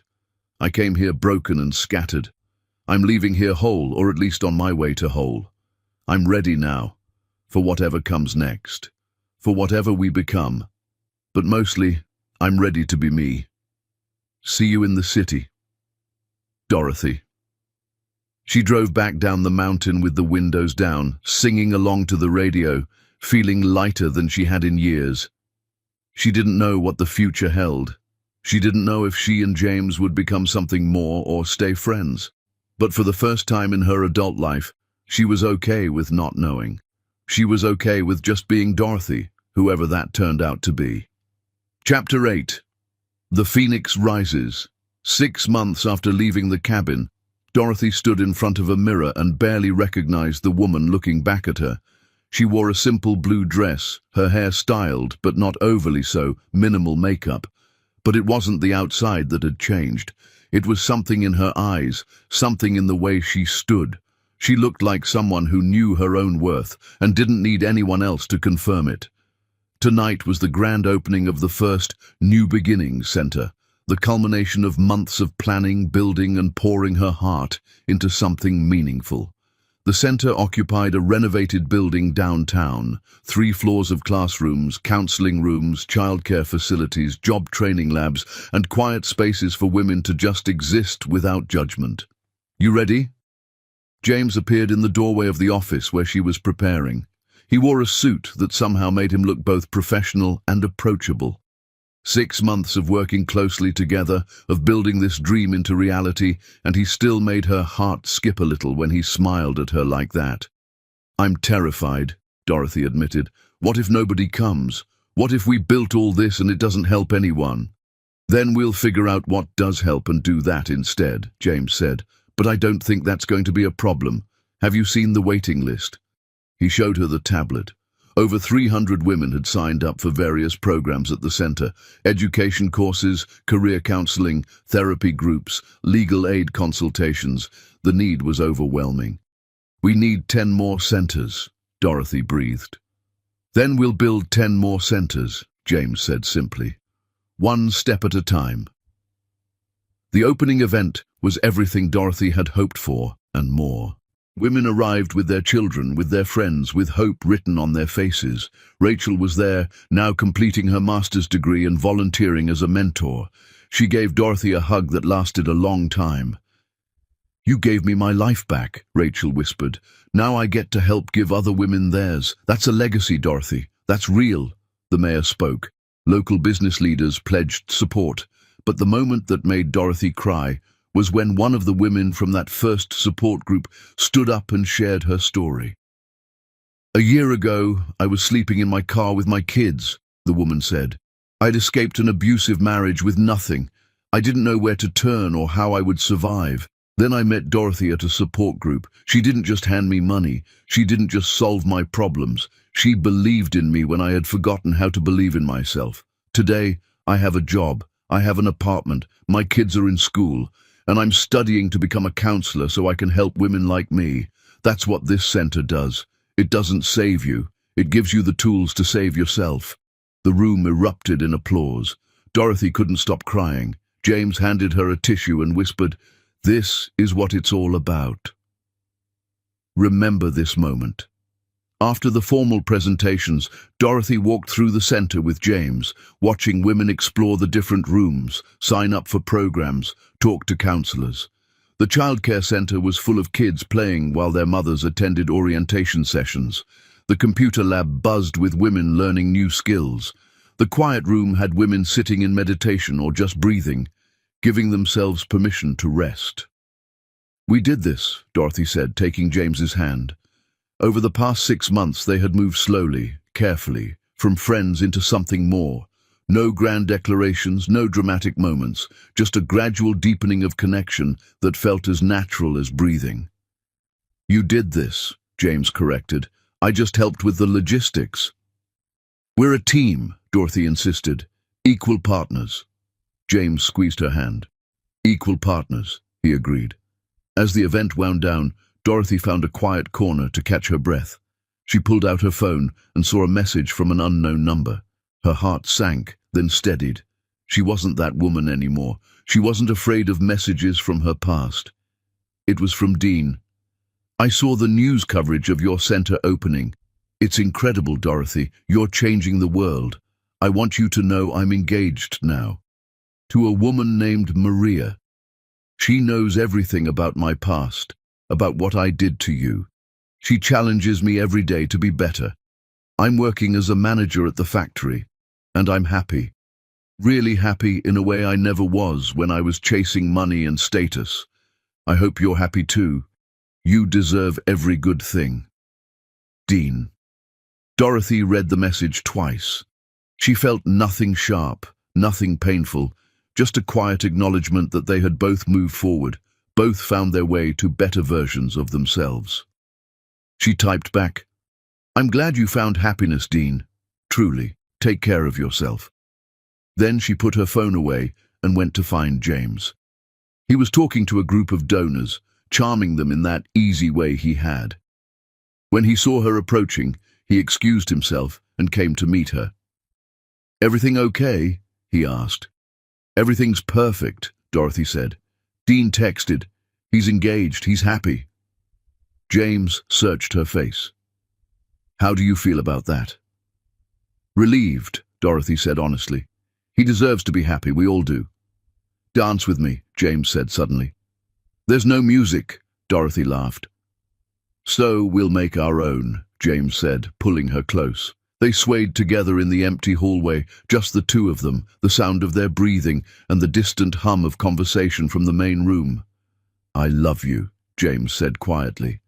"I know we said we'd take it slow, but I need you to know. I love who you are. I love who you're becoming. I love building this with you. I just love you." Dorothy looked up at him, this man who had waited patiently while she found herself, who had supported without smothering, who had loved without possessing. "I love you too," she said. "For real this time. Not need, not gratitude, not fear of being alone. Just love." James kissed her, and it felt like coming home to a home they had built together, piece by piece, day by day. The weeks following the center opening were chaos. Media coverage brought more donors, more women seeking help, more opportunities to expand. Dorothy and James worked 18-hour days, building systems, hiring staff, opening satellite locations. They moved in together not because they had to, but because they wanted to. James's apartment became their apartment, and they decorated it together, choosing things they both loved instead of compromising or one person deciding for both. One evening, after a particularly long day at the center, they collapsed on their couch with takeout containers and exhausted smiles. "I have a question," James said between bites of noodles. "Shoot," Dorothy said. "What would you think about opening a center in that mountain town near the cabin? It's underserved, and there's a building for sale that would be perfect." Dorothy considered. "That would be center number 5. Are we ready to expand that fast?" "We're ready," James said. "But more importantly, you're ready. You're not that woman who was afraid of her own shadow anymore. You're the woman who changes lives. So yes, I think we're ready." Dorothy smiled. "Then let's do it. But I have a condition." "What's that?" "We keep the cabin," Dorothy said. "We go there once a month, just us, to remember why we're doing this, to stay grounded, to breathe." "Deal," James said. "Although I have a counter-proposal." "Oh?" James set down his takeout container and pulled a small box from his pocket. Dorothy's breath caught. "Before you panic," James said quickly, "this isn't what you think it is. Or maybe it is, but with a Dorothy and James twist. Open it." Dorothy opened the box with shaking hands. Inside were 2 matching silver rings, simple and elegant. "These are promise rings," James explained. "Not engagement rings, just a promise. A promise that we're building this life together as equals. That we'll keep choosing each other every day for as long as it feels right. No pressure, no timelines, no societal expectations. Just us, building something real." Dorothy slipped one ring on her finger. It fit perfectly. "How long have you been planning this?" "Since the day you came back from the cabin and I saw who you had become," James admitted. "I knew then that I wanted to build a life with you, but I also knew that you needed time to be sure, so I've been carrying these around, waiting for the right moment." "This is the right moment," Dorothy said, putting the matching ring on his finger. "James Rothwell, I promise to keep choosing you. I promise to be your equal partner. I promise to build this beautiful, messy life with you, one day at a time." They kissed, and it felt like sealing something sacred. Not a traditional engagement, not a rush toward marriage, just 2 people acknowledging that they were building something worth protecting. That night, lying in bed with James's arm around her, Dorothy thought about how far she had come. From the woman in the black coat, hiding who she was, to the woman wearing a simple silver ring, proud of everything she had become. Her phone buzzed one last time, a message from Rachel. "Dorothy, thank you isn't enough for what you've done for me and for hundreds of other women. But I want you to know something. You didn't just build a center, you built a movement, you built hope, and that's everything." Dorothy smiled in the darkness and whispered to James, "We built hope." "No," James whispered back, "you built hope. I just had the privilege of watching you do it." Dorothy fell asleep feeling something she had never truly felt before, complete. Not because of James, though he was part of it.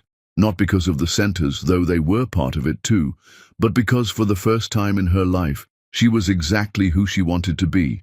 No masks, no hiding, no making herself smaller. Just Dorothy, building a life worth living, with someone who valued every part of her journey. Chapter 9. The Reckoning. The invitation arrived on a Tuesday morning, delivered by courier in a cream envelope with gold lettering. You're invited to the Grand Belmore Hotel Annual Charity Gala, an evening to celebrate community leadership and philanthropic excellence. Dorothy held the invitation, her hands steady in a way they wouldn't have been a year ago. The Grand Belmore, the same ballroom where her old life had ended and her new one had begun, the same marble floors where she had walked out wearing that necklace and never looked back. "Are you going to go?" James asked, reading over her shoulder while making breakfast. "I don't know," Dorothy admitted. "Part of me wants to, but another part of me thinks it's stirring up old pain for no reason." "What if it's not about old pain?" James suggested. "What if it's about showing yourself how far you've come? Not proving anything to anyone else, just acknowledging your own growth." Dorothy turned the invitation over in her hands. "The foundation is being honored as Community Organization of the Year. That's why we're invited." "Then you should definitely go," James said. "Accept the recognition. Let those people see what you built from the ashes of that night. Not for revenge, just for truth." Dorothy made the decision that afternoon. She would go. She would accept the award on behalf of all the women her foundation had helped. She would walk into that ballroom with her head high, not as Dean Brando's humiliated wife, but as Dorothy Taylor Ashford, founder of New Beginnings, partner to a man who valued her and someone who had transformed pain into purpose. The night of the gala, Dorothy chose her outfit carefully. Not the celestial star necklace this time, not the coat and hidden diamonds, just a simple emerald green dress that made her feel beautiful without trying to prove anything. She wore the silver promise ring James had given her and a smile that came from genuine happiness rather than defensive pride. James picked her up in a simple suit, nothing flashy. They drove to the Grand Belmore together, and when they pulled up to the entrance where those 10 Rolls-Royces had once waited, Dorothy felt a moment of vertigo. The memories came flooding back, Dean's cruel words, Amber's laughter, her own trembling hands on that coat zipper. "You okay?" James squeezed her hand. "I'm okay," Dorothy said, and she meant it. That was a different woman. She needed armor. I don't. They walked into the ballroom together, and Dorothy felt every eye turned toward them. But this time the attention didn't feel like judgment. It felt like acknowledgement. People approached them all evening. Donors who had contributed to the foundation, business leaders who wanted to partner with them, women who had gone through the programs and wanted to say thank you. "Dorothy Taylor Ashford," a voice said behind her. Dorothy turned to find Amber, Dean's former mistress, looking significantly less confident than she had a year ago. "I didn't expect to see you here." "Hello, Amber," Dorothy said calmly. "How have you been?" Amber shifted uncomfortably. "I wanted to apologize for that night, for my part in humiliating you. I was young and stupid and chasing something that wasn't real. I'm sorry." Dorothy studied her for a moment. Amber looked different too, less polished, less predatory, more human. "Thank you for saying that. I hope you found what you were looking for." "I didn't," Amber admitted, "but I learned what not to look for, which is maybe just as important. What you're doing with your foundation, it's amazing. I've been volunteering at one of your centers, just administrative work, but it feels good to do something that actually matters." Dorothy smiled. "Then maybe we both found our way to better versions of ourselves." After Amber left, James wrapped his arm around Dorothy's waist. "That was generous of you." "Forgiveness isn't generosity," Dorothy said. "It's freedom. I don't need to carry anger toward people who don't matter to me anymore." The Master of Ceremonies called everyone to attention. "It's time to present our Community Organization of the Year award. This year's recipient has transformed countless lives through innovative programs supporting women and families in transition. Please welcome Dorothy Taylor Ashford, founder of New Beginnings." Dorothy walked to the stage, her heart pounding but her steps steady. She looked out at the crowd, at the same faces that had watched her humiliation, and she felt nothing but peace. "Thank you for this recognition," she began. "But this award doesn't belong to me," It belongs to Rachel, who went back to school and is now mentoring other women. It belongs to Sarah, who escaped an abusive situation and is raising her children in safety. It belongs to Maria, who believed she was too old to start over and is now running her own bakery. It belongs to every woman who looked at her reflection and decided she deserved better, then did the hard work of becoming better. She paused, scanning the crowd, and her eyes caught on a familiar face near the back. Dean stood there, with a woman beside him who must be his fiancée Maria. He looked different, humbler. He was watching Dorothy with something like pride in his eyes, and when their gazes met, he nodded once, a gesture of respect. Dorothy nodded back, acknowledging him, acknowledging their shared past, acknowledging that they had both survived and grown. Then she continued her speech. "A year ago, I stood in this room wearing an expensive necklace, trying to prove I was worth something. Tonight, I stand here wearing a simple dress and a silver ring that cost less than dinner, and I know my worth. Not because of what I own, but because of what I've built. Not buildings and programs, though those matter, but connection, community, hope. That's what New Beginnings is about. Not saving anyone, but giving women the tools to save themselves. Thank you for recognizing that work, and thank you to every woman who had the courage to walk through our doors and say, 'I deserve better.' You are the real heroes of this story." The applause was thunderous. Dorothy walked off the stage and straight into James's arms.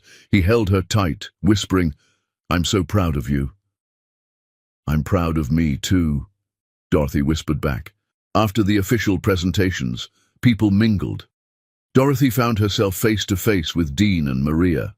Up close, Maria was beautiful in an understated way, with kind eyes and a firm handshake.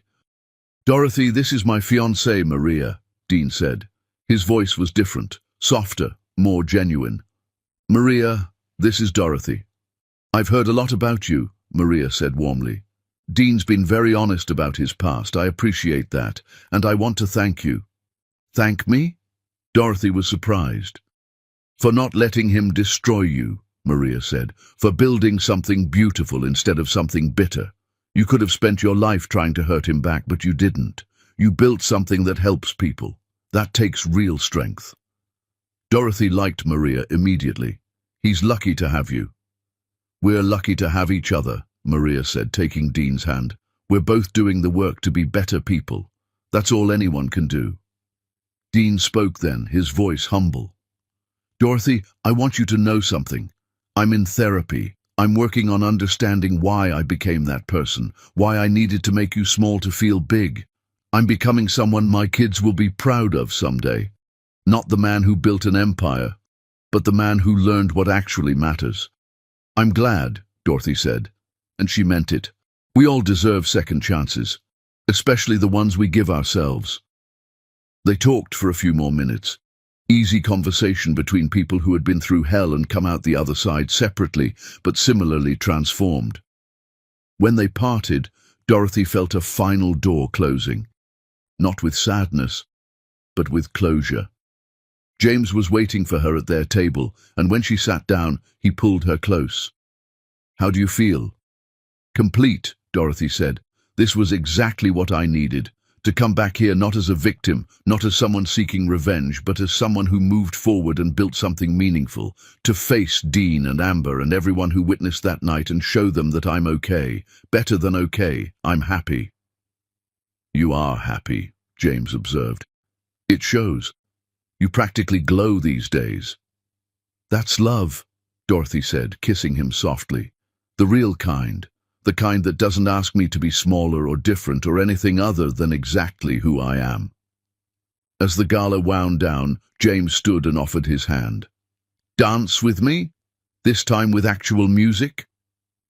They moved to the dance floor, and Dorothy rested her head on James's shoulder, swaying to the music.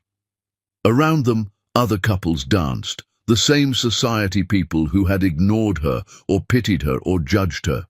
But Dorothy didn't care about them anymore. She cared about the man holding her, about the women in her programs finding their strength, about the life she was building one intentional choice at a time. "I have something for you," James said as they danced. "But I want to wait until we're somewhere more private." "Should I be nervous?" Dorothy asked. "Only if the idea of forever makes you nervous," James said, smiling mysteriously. They left the gala together, hand in hand, walking past the spot where Dorothy had removed her coat and changed her life. This time, she didn't need to remove anything or prove anything. She was already exactly who she needed to be. In the car, James pulled out an envelope. "This isn't a proposal.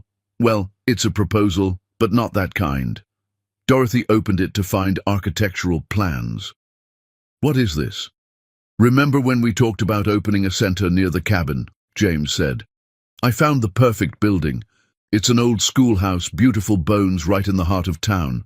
I wanted to know if you'd like to design this one together. Make it exactly what those women need. Equal partners, equal vision." Dorothy looked at the plans, at the possibilities, at the future they were building together. "Yes, absolutely, yes." "There's one more thing," James said, pulling out a second envelope. "This is an invitation to Christmas dinner at my daughter's house. She wants to meet the woman who has her dad smiling again. No pressure, but I'd love for you to be there." Dorothy felt tears welling up, but they were happy tears. James was inviting her into his family, into his life, not as someone who needed saving, but as someone he wanted beside him. "I'd love to meet your daughter." They drove home through the city lights, talking about the center plans, about Christmas dinner, about the 1,000 small futures they were building together. When they arrived home, Dorothy stood in their apartment and looked around at their life. Books on the shelves they had chosen together, photographs from the cabin and from center openings, a life built on partnership and respect and genuine love. "Thank you," she said to James. "For what?" "For waiting for me to be ready, for not trying to save me, for loving me as an equal instead of a project." James pulled her close.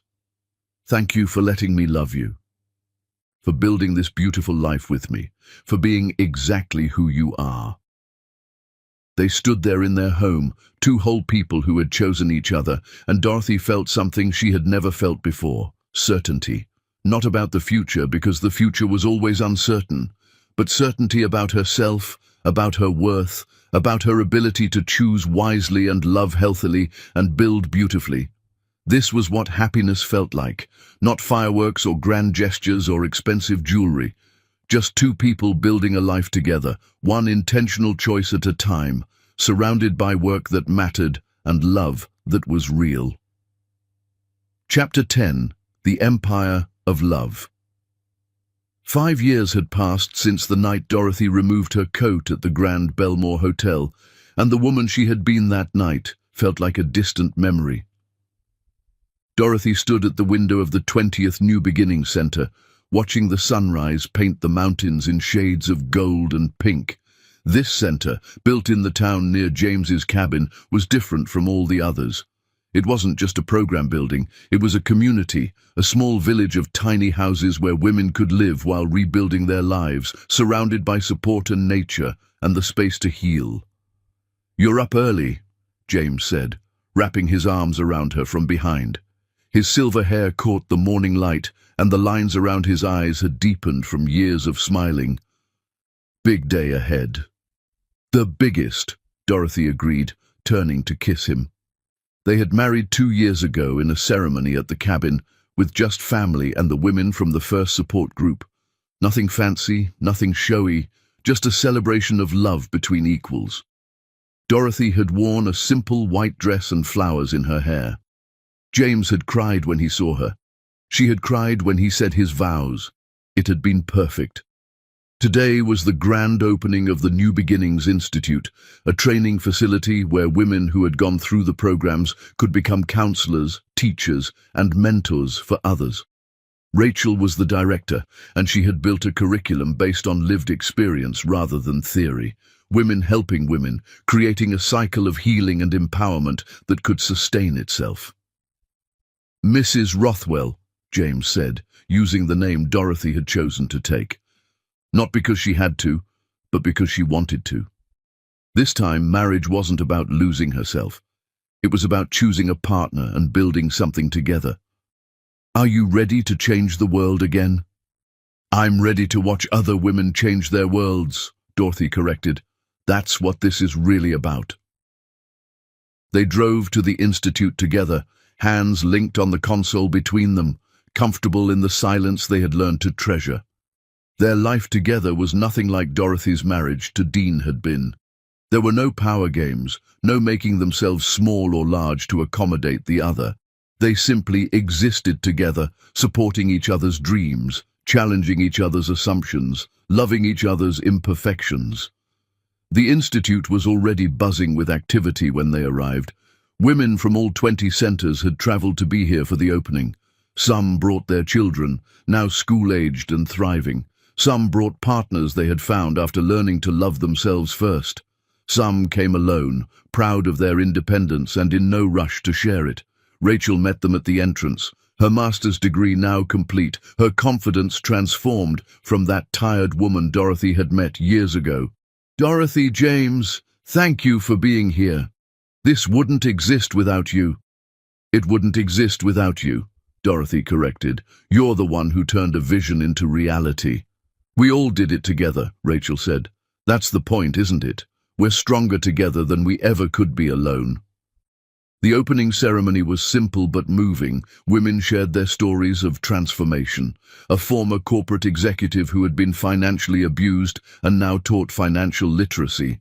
A young mother who had escaped with nothing and now ran the childcare program. A grandmother who had left a 40-year marriage and now mentored women twice her age through their own transitions.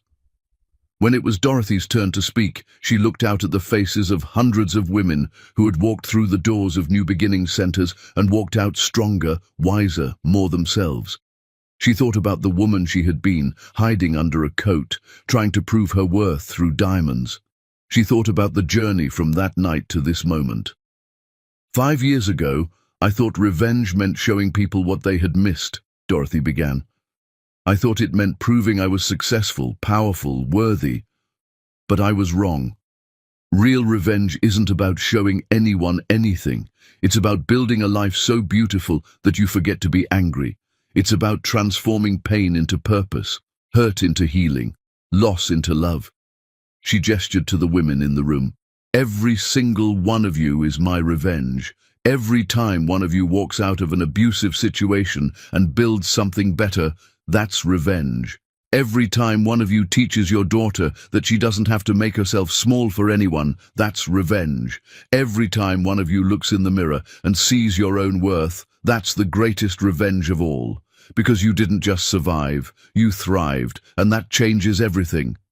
The applause was thunderous. Women were crying, laughing, hugging each other. Dorothy stepped down from the podium and was immediately surrounded by women who wanted to share their stories, their gratitude, their hope.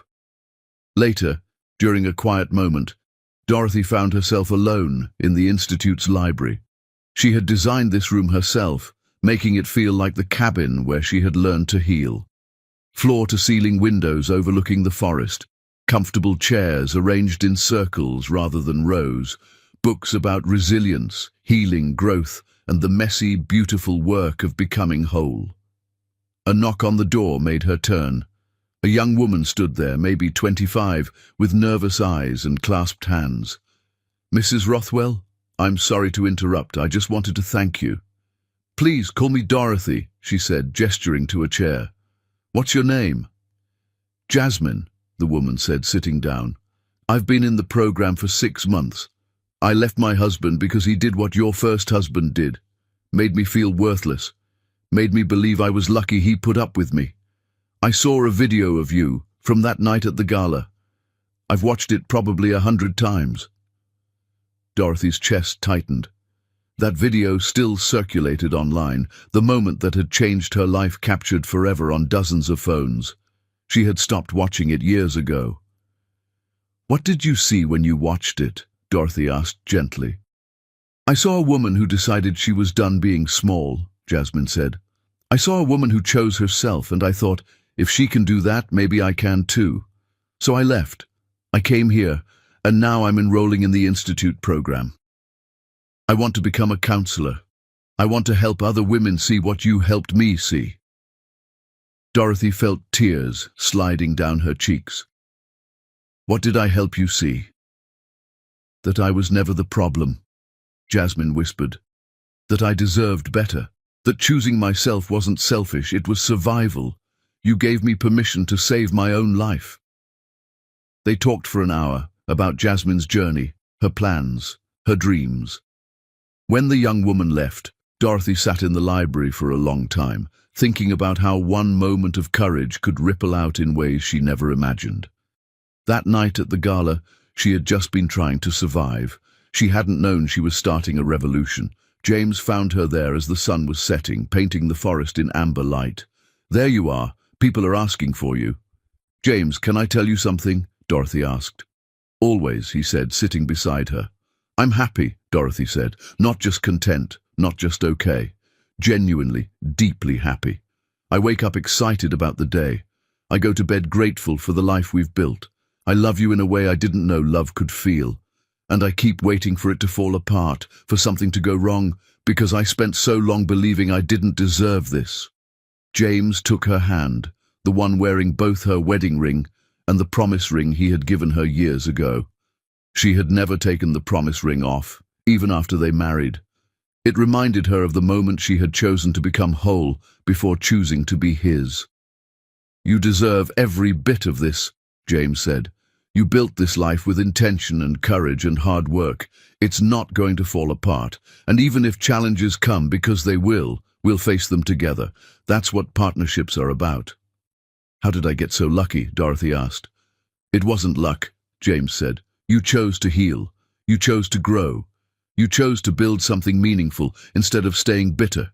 That wasn't luck. That was you being brave enough to become the person you were always meant to be." They sat together in the fading light, two people who had found each other at the right time, when they were both ready to love as equals, rather than as needs or wounds, searching for healing. Outside, they could hear laughter from the reception, women celebrating their journeys, their futures, their freedom. "I got something today," James said, pulling out his phone. "An email from Dean." Dorothy's eyebrows rose. She and Dean rarely communicated, just the occasional update on their respective lives. "What did he say?" James showed her the email. It was brief. "James, take care of her. She deserves everything good in this world. I've watched what you two have built together, and it's beautiful. My wife Maria and I are expecting twins. I'm going to teach my daughters that women are complete human beings, not accessories. That's the best apology I can make for who I was. Thank you for being the man I should have been." Dean. Dorothy read it twice. "He's really changed." "People can," James said, "when they choose to do the work just like you did." "Just like we both did," Dorothy corrected. As evening fell completely, they returned to the reception. Dorothy's stepdaughter Emma was there with her family, her children calling Dorothy Grandma Dorothy despite no blood relation. Family, Dorothy had learned, wasn't about DNA. It was about showing up, being present, choosing each other again and again. The evening ended with a surprise. Rachel took the microphone and called for attention. "Before everyone leaves, we have one more thing. Dorothy, James, can you come up here?" Confused, they made their way to the small stage. Rachel was crying happy tears, and the entire room was smiling like they were in on a secret. "5 years ago, you helped me when I had nothing," Rachel said. "You gave me education, support, and most importantly, you believed in me. Today we're announcing the Dorothy Taylor Ashford Scholarship Fund. Every woman who graduates from the Institute will receive full funding for continued education in their chosen field. No loans, no debt, just opportunity. It's funded by donations from the thousands of women you've helped over the years. We all wanted to give back what you gave us." Dorothy couldn't speak. She looked at James, who was crying openly now, then back at the room full of women who had transformed their pain into this beautiful gift. "This is," Dorothy tried to find words, "this is everything." "This is what you built," Rachel said. "Not buildings or programs. You built a community of women who refuse to stay broken, who choose each other, who transform pain into power. This is your legacy." Later that night, Dorothy and James drove back to the cabin. They had kept it all these years, visiting once a month just as they had promised themselves. It was their place to remember, to reconnect, to breathe. They sat on the porch in the darkness, listening to the forest breathe around them. The silence wasn't empty anymore. It was full of peace, of possibility, of contentment earned through hard work and intentional choices. "Do you ever think about that night?" James asked. "The gala where it all changed?" "Sometimes," Dorothy admitted, "but not the way I used to. I used to think of it as the night I escaped. Now I think of it as the night I started becoming myself." "Any regrets?" James asked. Dorothy thought about it, about the 10 years with Dean, the pain, the humiliation, the slow death of her first marriage, about the panic attacks and the therapy and the hard work of healing, about every difficult moment that had led her here. "No," she said finally. "I wouldn't wish that pain on anyone, but I wouldn't change my journey. Every hard moment taught me something I needed to know. Every breakdown led to a breakthrough. Every ending made room for a beginning. I am who I am because of all of it, and I like who I am." "I love who you are," James said, pulling her close, "and I'm grateful every day that you chose me to build this life with." "You chose me too," Dorothy reminded him. "That's what makes it work." They sat in comfortable silence for a while. Then James said, "What do you want to build next?" Dorothy smiled. That was the question, wasn't it? Not what had she built, but what would she build next? Because life wasn't about arriving at a destination. It was about the constant creation of meaning, purpose, love. "I want to build more centers," Dorothy said. 20 more, 50 more, however many it takes. "I want to build a movement that outlives us, that keeps helping women long after we're gone. I want to build a family with you, not just us, but Emma and her kids and everyone we choose to love. I want to build memories, James. Just memories of days like today, of work that matters, and love that's real, and a life that was worth living." "Then that's what we'll build," James said simply. "Together." As they sat there under the stars, Dorothy thought about the woman she had been, standing in that ballroom in her coat, diamonds hidden beneath, worth hidden beneath, self hidden beneath. That woman had been so afraid, so small, so convinced that her value came from external validation. Now, sitting here with James, having built an empire of hope instead of an empire of revenge, Dorothy understood something fundamental. The diamond had never been in the necklace. The diamond had always been her.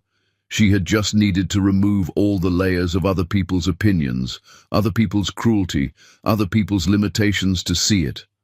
She wasn't the woman in the coat anymore. She was the woman who had removed the coat and found herself underneath. She was the woman who had chosen healing over bitterness, building over destroying, love over revenge. She was Dorothy Taylor Ashford Rothwell, founder of New Beginnings, wife to an equal partner, friend to hundreds of women she had helped, and most importantly, friend to herself.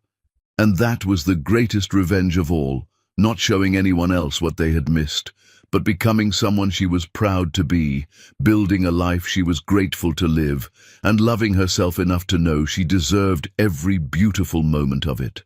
The stars shone overhead, infinite and eternal. Tomorrow would bring new challenges, new opportunities, new moments to choose courage over comfort. But tonight, Dorothy simply existed in this perfect moment, with the man she loved and the life they had built, knowing that she was exactly where she was meant to be.